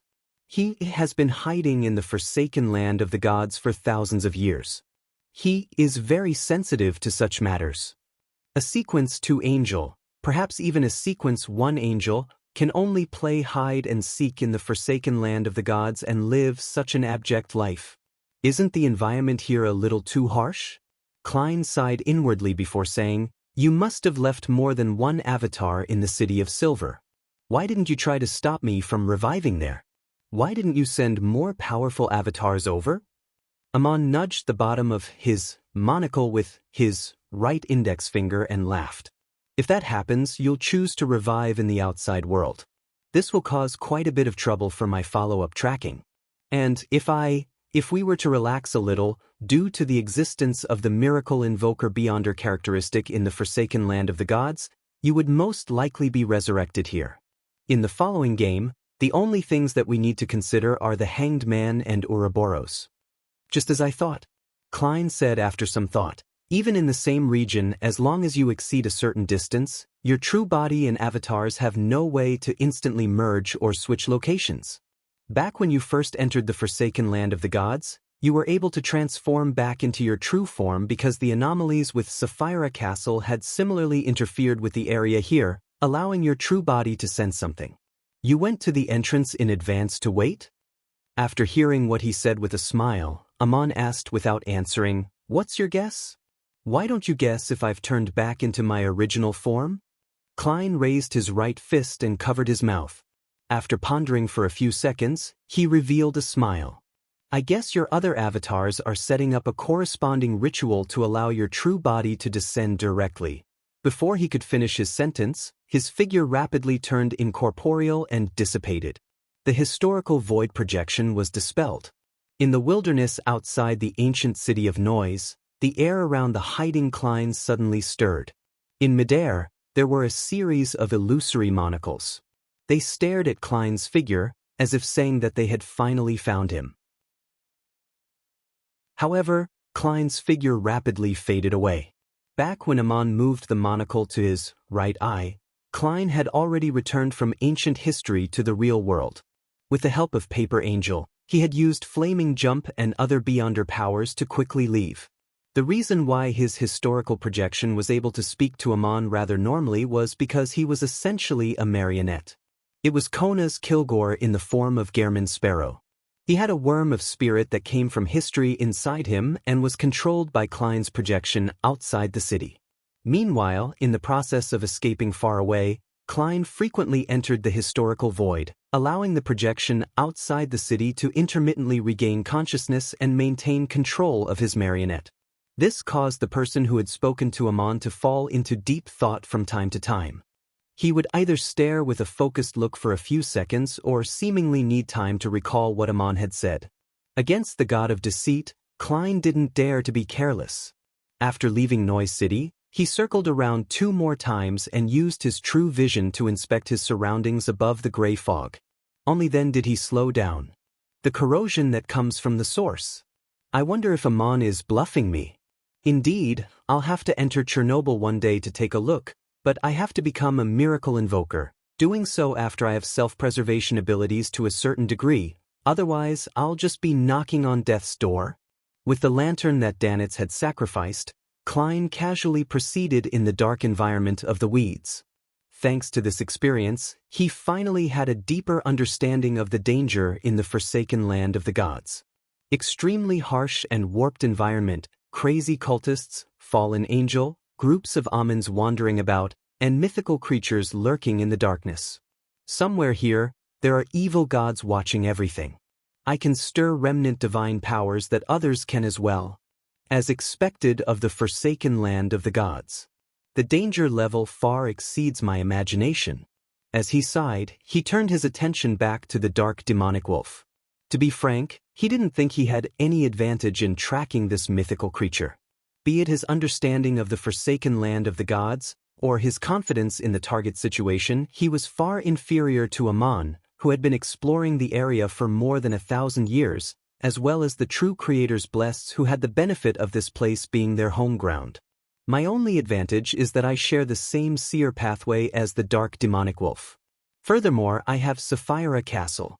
There is a strong inclination for beyonder characteristic convergence. This will have a certain effect on fate and judgment. However, Amon is a king of angels of a neighboring pathway. There is also the law of beyonder characteristic convergence between him and the dark demonic wolf. The effects won't be any weaker than mine. Klein considered carefully for a moment when he suddenly had an idea. He found his best advantage. The advantage was, he was very weak. Compared to Amon, the true creator's attendant, and the dark demonic wolf, he was very weak. Under normal circumstances, this was a disadvantage, but at times, it was possible that it could bring him something that he wanted. My level is low and I'm weak. That means that I can become the hunting target of the dark demonic wolf instead. It's very difficult for me to find him, so why don't I get him to come and find me instead? A scholar of your might not necessarily interest the dark demonic wolf, but if this scholar of your can still trigger Sapphira Castle, that's a whole other matter. I can stir Sapphira Castle from time to time, leaving behind traces of the gray fog's aura as bait for the dark demonic wolf. The more he thought, the more viable he believed it was. Of course, this was definitely very dangerous. If he wasn't careful, he might accidentally bait Amon or even the true creator. And the dark demonic wolf might very likely choose to observe first before suddenly launching an attack and not giving him a chance to prepare. Before taking this approach, I have to make sufficient preparations. There's no need to rush it. Taking a deep breath, Klein reached out his hand and pulled out the black demonic wolf sculpture's fragment that was red on the inside. Although he had failed to obtain the item due to Amon's obstruction, this didn't stop him from taking it out from the historical void. This was because he had already seen it and had touched it, and the item itself wasn't at a high level. At this moment, he wanted to use the fragment to search for the hiding spot of the dark demonic wolf by analyzing it in reverse and figuring out its modus operandi. In the wilderness ruled by darkness, Klein lifted the lantern that emitted a faint yellow light. He got his bearings and changed directions before slowly entering. Backlund, Hilston Furs, who had gone out traveling once, finally received a reply from her teacher, Dorian Gray Abraham. Chapter 1184, Record. There are no worms of star at the moment. He wants me to take note of what else the person who's seeking to purchase a worm of star needs. Furs read the letter from her teacher and silently heaved a sigh of relief. However, when she thought about how she was about to begin hunting the Saint of Secrets, she felt a pang of nervousness. After all, he was a demigod, a saint who had reached Sequence 4 about 1 or 2 years ago. It was unknown if he was already at Sequence 3 now. Although the mastermind behind the operation is Mam Hermit, as the bait, I still need to worry about my own safety. Besides, the Aurora Order still has Rose Redemption backing them, as well as angels and a King of Angels. Furs didn't regret agreeing to Gehrman Sparrow's request. This was something she had wanted to do in the first place. However, due to the high risk involved, It was inevitable for her to feel flustered and uneasy. This made her think of another possibility. If Mr. World could participate in the operation and lead it, I'll definitely feel less nervous and worried. It wasn't that Furs didn't believe in Ma'am Hermit's strength and experience, but that the results from the World Gairman Sparrow were laid bare for all to see. His hunts didn't include 1 or 2 demigods, so having him run the operation would make one feel at ease. Zio, who was sitting beside the fireplace, glanced at her friend and asked, "Is the hunt about to begin?" "Yes." Furs nodded solemnly before saying, "It won't be too soon. Everyone needs some time to prepare." Hunting a demigod wasn't akin to fox hunting in the suburbs during autumn. Setting off wasn't as simple as bringing the equipment and gathering friends. This required a precise and meticulous plan. Furs believed that Ma'am Hermit had to come to Backland personally, or live in another kill box that she had decided on for some time. Only by figuring out the exact situation could she come up with an effective plan. As for Miss Justice, she was still speeding up the digestion of her Dreamwalker potion. This might take another 1 to 2 months or even longer. For Furs, she could afford to wait. She also wanted to finish digesting her scribe potion, set up the ritual, and become a traveler before the actual operation began. The only thing she wasn't sure of was whether the world would rush them. "I will try my best to convince him." "No, let Miss Justice convince him. That's what a spectator is best at." Just as Furs mumbled, she saw Zio turn around and hesitantly say, "The liaison officer from MI9 suggested that I should officially join them today. And they said that, with the new king in place, there are many matters from the past that I don't need to worry about. People like me and him have the chance to have importance placed on them again." Furs listened attentively and said after some deliberation, "That isn't some sort of investigation that's targeted at us, right? This will likely make them discover that there's a faction behind you." Zio nodded and said, "They believe that I was abandoned after that incident. Also, they suspect that that faction belongs to a church, the Church of Evernight." Zio believed in the Evernight goddess, so mentioning the church was undoubtedly referring to the Church of Evernight. However, considering that her good friend was a believer in the god of steam and machinery, she made an emphasis to prevent any ambiguity. "Heh, that's what Mr. World told us to disguise ourselves as." Furs stroked her hair with a relaxed expression and said with a smile. She then made herself look serious and mature. "Zio, this is an opportunity for you. Acting as a judge clearly requires the support of the officials. Your current strength and level aren't enough to be a judge in the underground world in Backland. You also lack sufficient support. If you can really enter a court of law, rotate between the different courts, and serve in a criminal court for a few months, your potion should be completely digested. Oh right, I heard that MI9 has a paranormal court, within it, one which specializes in beyonder cases. If you become a judge there, you might be able to attempt to be a disciplinary paladin by February or March next year." Seeing Zio clearly being moved by her speech, Furs hurriedly added, "Once you make enough contributions, you might be able to restore your father's reputation to a certain extent. Anyway, George III is already dead. As long as it doesn't affect his reputation, Jevington too might not stop it." Jevington was the eldest son of George III. He had worn the crown as Balam's emperor and was now the new king of Lone.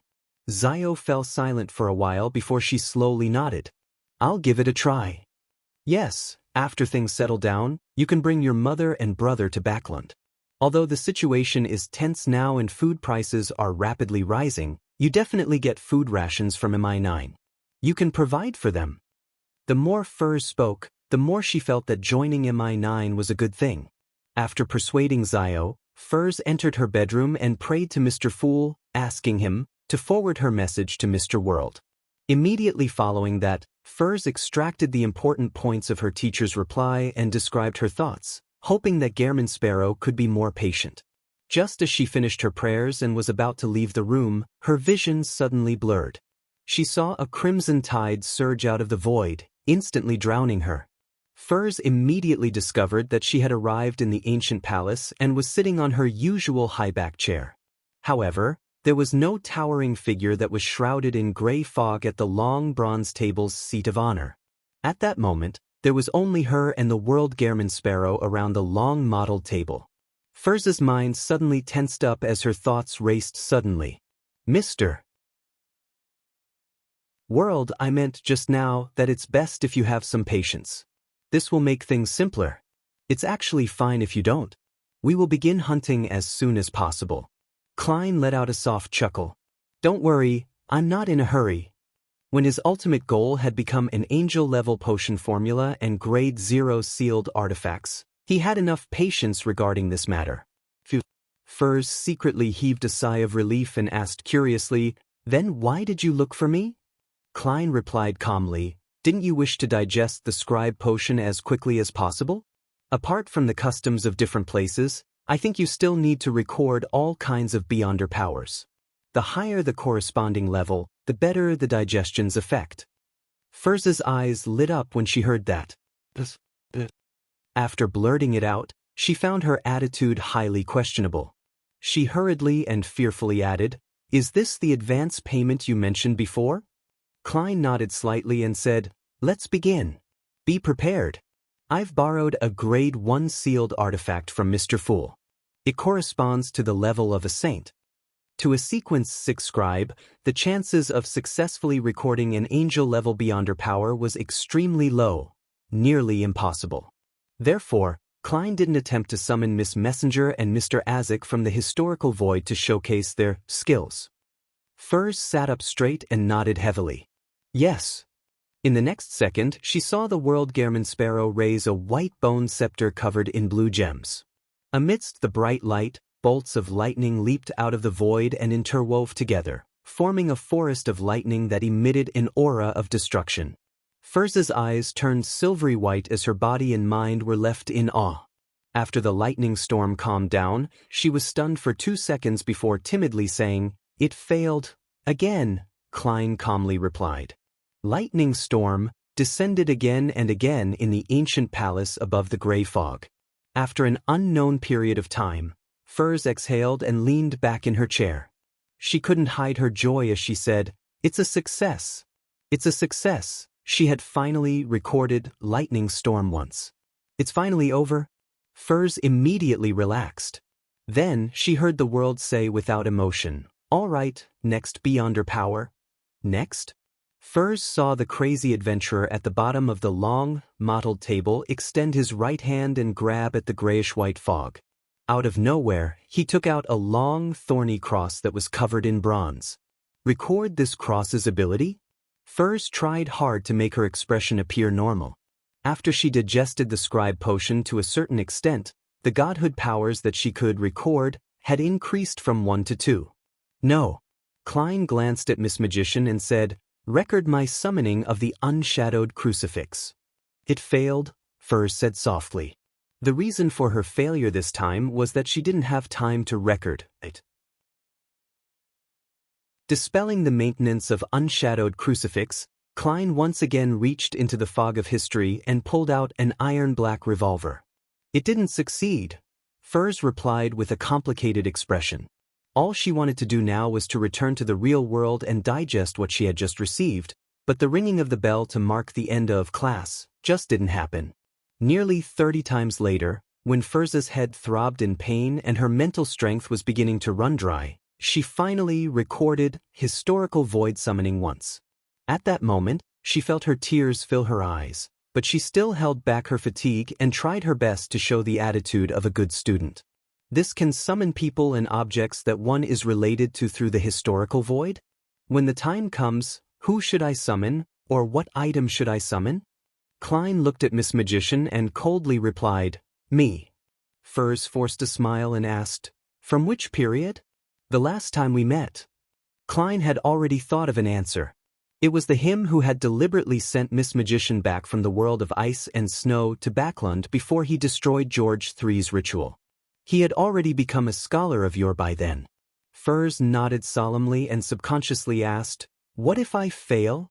For me to summon someone who exceeds my own level, the probability of failure should be very high. Come again tomorrow to record this ability. Use Laymanos Travels, Klein said calmly. Will 2 times be enough to succeed? Furz instinctively had such a question. However, she didn't dare to speak when she saw how certain the world Gehrman Sparrow was about it. She raised her hand and gestured. Then, "Can I go back now?" With a terse answer, he allowed Miss Magician to leave Sapphira Castle with a delighted expression. In a primitive forest on Sonia Island, Alger Wilson led his subordinates into an elven ruin that was seldom visited. Chapter 1185. Reappearing. The withered vines drooped down, covering the rotting wooden structure. The entire ruins had been frozen in a silent atmosphere that no one had tread within for a while. Alger and a few sailors circled around the ruin in the environment of a withering winter, but they still failed to discover anything of value. "Captain, batches of adventurers have come here before. What else could they have left us?" Finally, a sailor in his 30s impatiently broke the silence. This resonated with his other companions as they echoed, "A place that didn't take us much time to learn about can definitely be easily found by others." That's right. Let's continue to fuck the Phasacians." "Captain, are you trying to make this place a stronghold?" Alger slowly scanned the area, quelling the sailors to stop their complaints under his gaze and making them choose to obey. After a few seconds of silence, he said, "I plan on using this place to ambush the Phasacians. Let's observe the terrain and see if it's suitable." With such an excuse, the sailors barely perked up, and the group quickly entered the depths of the elven ruins. As he walked, Alger's spiritual perception was triggered as he subconsciously looked behind a gigantic tree. There were some signs of churning in the soil over there, and it wouldn't take more than a year. Alger retracted his gaze and pretended not to notice anything amiss. He naturally looked elsewhere. After exploring the elven ruins, they returned to their new camp. At that moment, it was almost evening and the forest was getting colder. Alger had dinner with the sailors before leaving 2 patrolling guards behind, and then all of them entered their respective tents. The cold wind blew through the trees, causing the bonfire to sway. Alger, who had wanted to leave the campsite in the middle of the night, suddenly heard faint singing from afar. The voice was ethereal, like a woman humming and singing slowly, relating her inner thoughts. This made Alger involuntarily recall the past. He recalled his mother who had long passed away, and the days when he was a bullied child. Indescribable grief surged from the bottom of his heart, preventing him from waking up immediately. He waited for a few seconds before he suddenly sat up, frowning and listening. This time, he didn't hear anything. That melodious voice seemed to have never happened. Alger narrowed his eyes, grabbed his thick jacket, and put it on. He walked out of the tent and came to the bonfire. The 2 sailors in charge of night duty had just finished their patrol and were drawing warmth from it. "Did you discover anything unusual?" Alger asked in a deep voice. The 2 strong, vigorous sailors shook their heads. "No." Alger's brows relaxed a little as he turned around, intending to make his own rounds. At this moment he noticed something from the corner of his eye. The 2 sailors were too close. If it were any ordinary pirate, this wouldn't have been a problem. However, Alger's subordinates had undergone formal training through the Church of the Lord of Storms. They definitely knew that, in such an environment, the patrol team had to maintain a certain distance from each other. They couldn't be too far or too close. They had to be able to see their companions, as well as prevent themselves from being taken away at the same time from a single assault.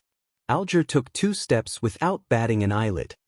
He turned back and casually asked, "Did you discover anything normal?" He had changed the question and made it appear very strange. The 2 strong sailors shook their heads and replied without changing their expressions, "No." Alger nodded slightly with a relaxed expression. "Very good." He turned around and slowly walked into his tent. The moment the sailors' attention on him was cut off, Alger drew out the blade of poison and the gargoyle glasses. He opened his mouth and prepared to belt out a song. At that moment, the ethereal voice from before appeared once again. It echoed in Alger's ears and pierced into his mind. This was an extremely ancient folk song, spelling out an extreme sense of sadness and melancholy through the singing. It made Alger's spirit body produce pale, non-existent arms that constantly tore at him. Alger's expression twisted as his skin began to produce slippery, black fish scales. His dark blue hair stood up one by one as they became abnormally thick. The thoughts that originally existed in his mind were disrupted by the song and were cut off by the pain. They were unable to take form any further. Alger fell and struggled on the ground. He squirmed, becoming less and less like a human as he was pushed to the brink of losing control. Suddenly, the singing stopped. A slightly indifferent voice entered Alger's ears, "Some elven blood. Then that shall be all. Use Ciatas's Beyonder characteristic well." Alger's forehead was covered in cold sweat as he slowly got up. He didn't know when a figure had appeared in the tent. It was a woman with black hair and exquisite facial features. Her ears were slightly pointy, and her eyes were deep. Her facial features were soft, and she wore a complicated and ancient long dress. Even though she didn't have the advantage in height, she still gave off an air of superiority. "Are you the elf queen, queen of Calamity Kohainem?" A thought flashed through Alger's mind as he took the initiative to ask. The woman played with a beautifully decorated golden cup and calmly said, "Haven't you already met me?" Alger suddenly recalled the similar singing he had heard on Pasu Island. He recalled seeing a high elf when he entered the underwater coral palace.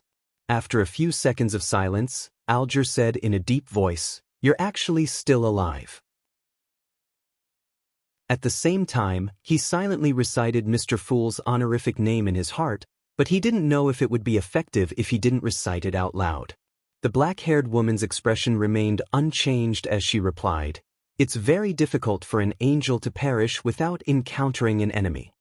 "Then why did you split the characteristics and place yourself to be in a strange state? This makes you need to wait for an opportunity to be resurrected." Alger had learned of the corresponding situation at the Tarot Club, and now he was asking out of curiosity, partly to stall for time. The elven lady suspected to be Queen of Calamity Kohainem snorted. "Because the divine throne for Storm is occupied by Liadaro, and I have no way of resisting the tyrant.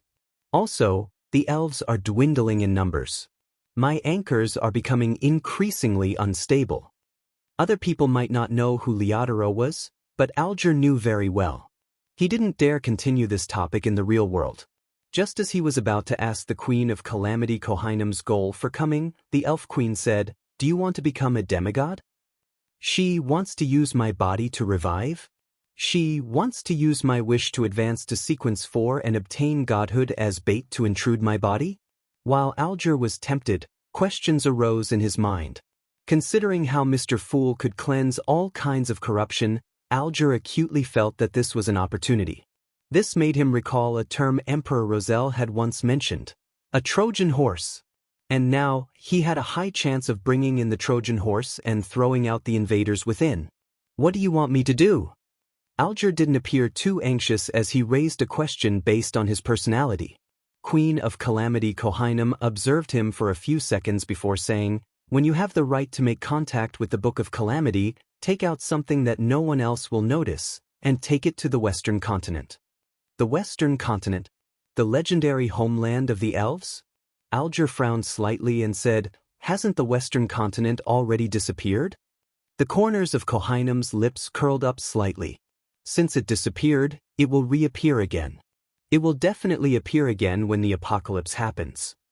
Without waiting for Alger to ask further, the Elf Queen paused and said, "You don't have to personally send that item to the Western Continent, but you have to entrust someone trustworthy. Although I'm not skilled at curses, I can still make you die in pain from breaking our agreement." "But what if the Western Continent doesn't appear again, or if it can't be entered?" Alger thought seriously for a moment. Kohainem, with her gentle gaze and lustrous raven-black hair, seemed to be lost in beautiful memories.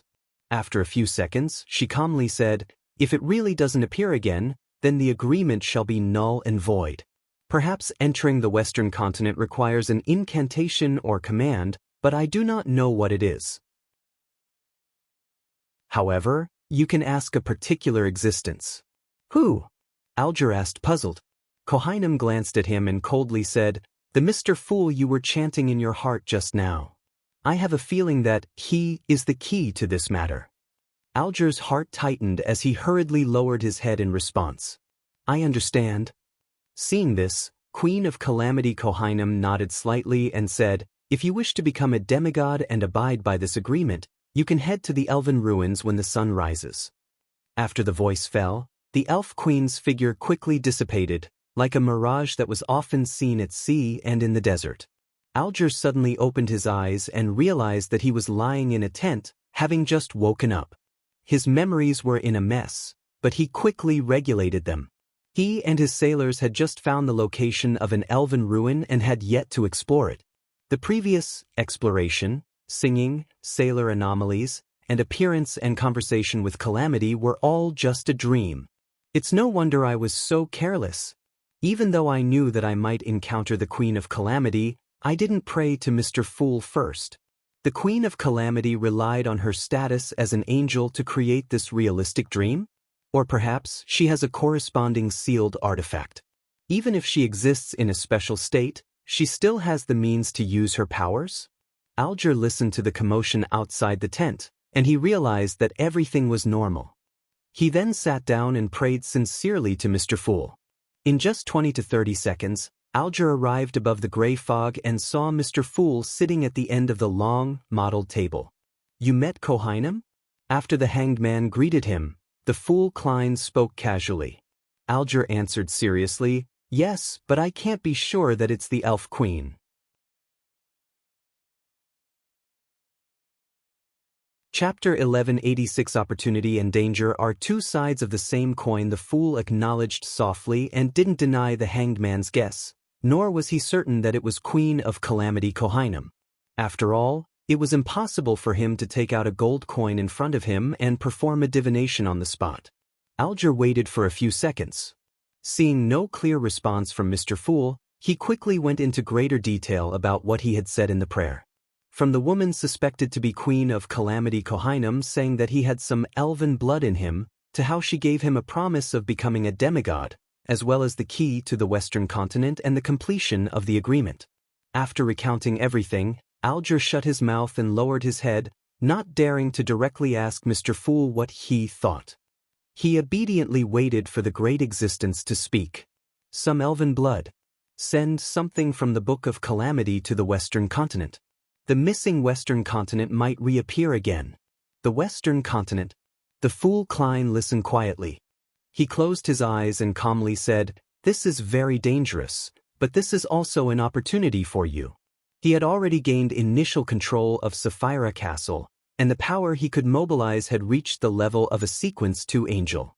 As for Queen of Calamity Kohainum, she couldn't be higher than this level, therefore he was quite confident that he could resist the various accidents brought about by the Elf Queen. It was precisely because of this that he dared to claim it to be an opportunity for the hanged man.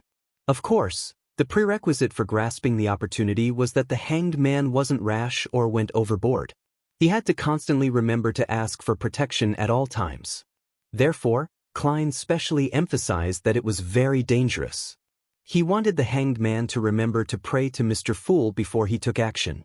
This short sentence had two meanings to it, but he believed that Mr. Hanged Man would definitely understand it. Alger was delighted as he replied rather sincerely, as though he had learned from the sun, "My faith lies only with Mr. Fool." These words made Klein feel uneasy as he remembered the pain of being drowned by endless lightning. He could only smile without saying a word. Alger deliberated for a moment before asking, "Honorable Mr. Fool, what are the incantations or commands needed to enter the Western continent?" "I would like to know that too." The Fool Klein sighed and said, "It's not time for you to know." "Yes, Mr. Fool." Alger didn't ask further as he bowed respectfully. When he returned to the real world, he immediately walked out of the tent and led his sailors out.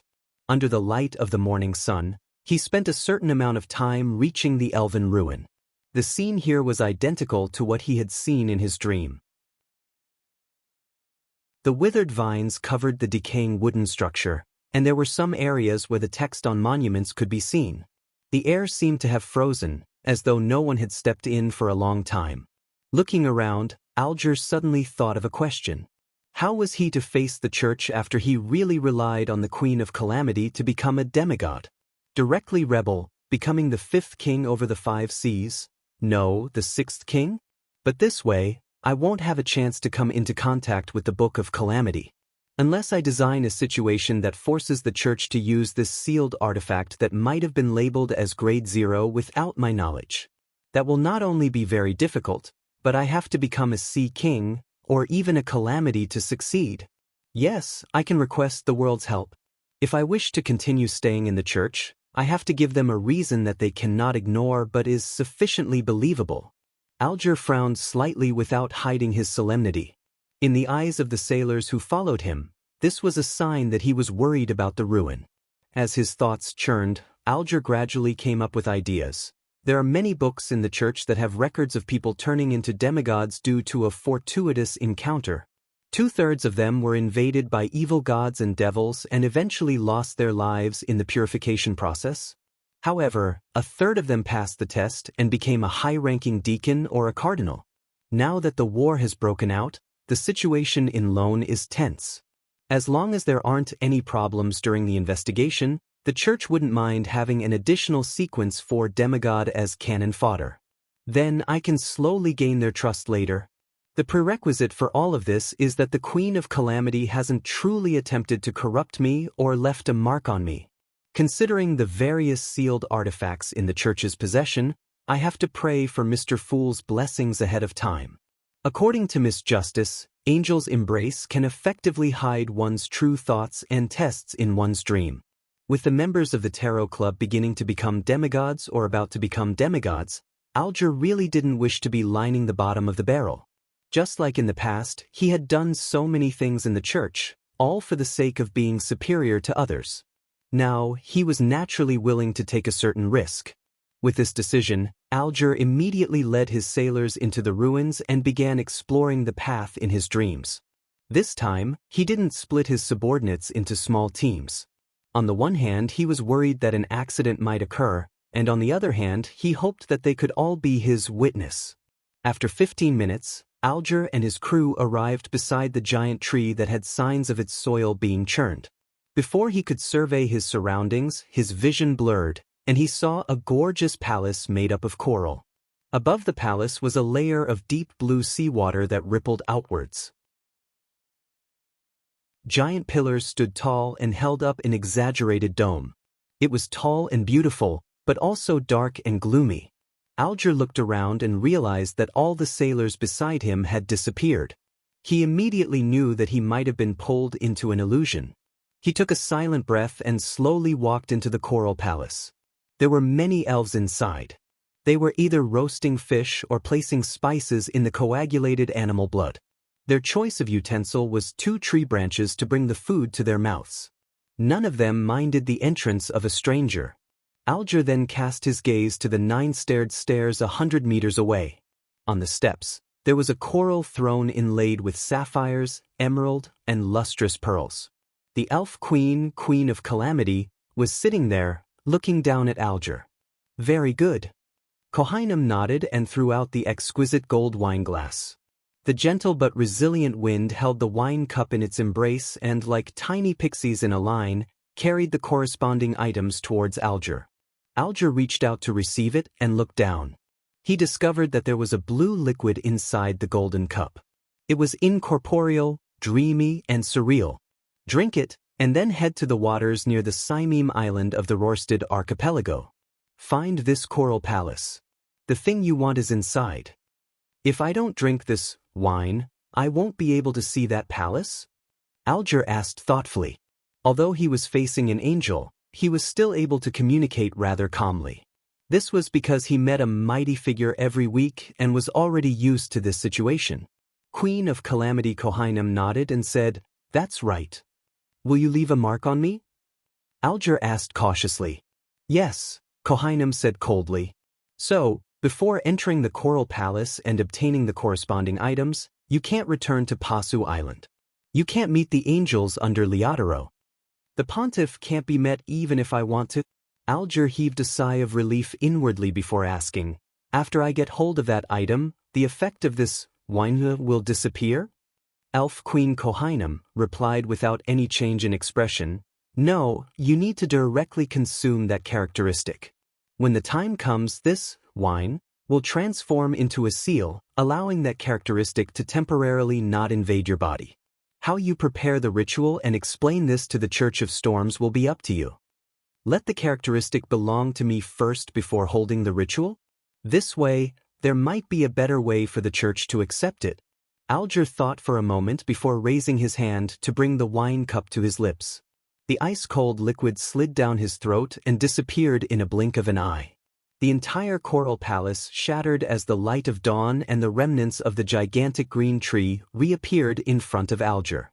You didn't sign a contract or get me to swear an oath.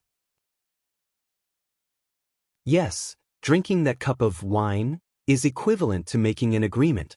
Alger retracted his gaze and said to the surrounding sailors who were unaware, "There's nothing here. Let's go deeper and take a look." In the ancient palace above the fog, Klein also retracted his gaze from the crimson star representing the hanged man and nodded thoughtfully. "That's Ciata's and Mobit's grave. I never expected that golden wine cup to have such an effect. That is indeed Elf Queen Kohainam. How's her present condition? Half of it is in the Book of Calamity, while the other is hiding somewhere unknown. She was using the golden wine cup or the characteristic to influence reality. Mr. Hanged Man hasn't been contaminated for the time being. I'll wait for him to head to the Rorstad archipelago before making another assessment." As his true body had a limited amount of time left in the historical void, Klein didn't stay any longer, and he returned to the pitch-black wilderness. He carried the lantern that emitted a faint yellow light as he walked towards a certain location. As he walked, he turned his head to look east, which was symbolic of where Chernobyl was. His footsteps slowed down involuntarily. "Once I gather sufficient information from the dark demonic wolf's former hiding spots, I'll head east. I'll walk all the way until I reach the boundary and confirm the situation. Then, I'll consider the matter of the miracle invoker beyonder characteristic. Amon probably wouldn't expect that I would suddenly leave. He definitely knows the past of the dark demonic wolf. It's impossible for him to do the same kinds of investigations that I'll be doing.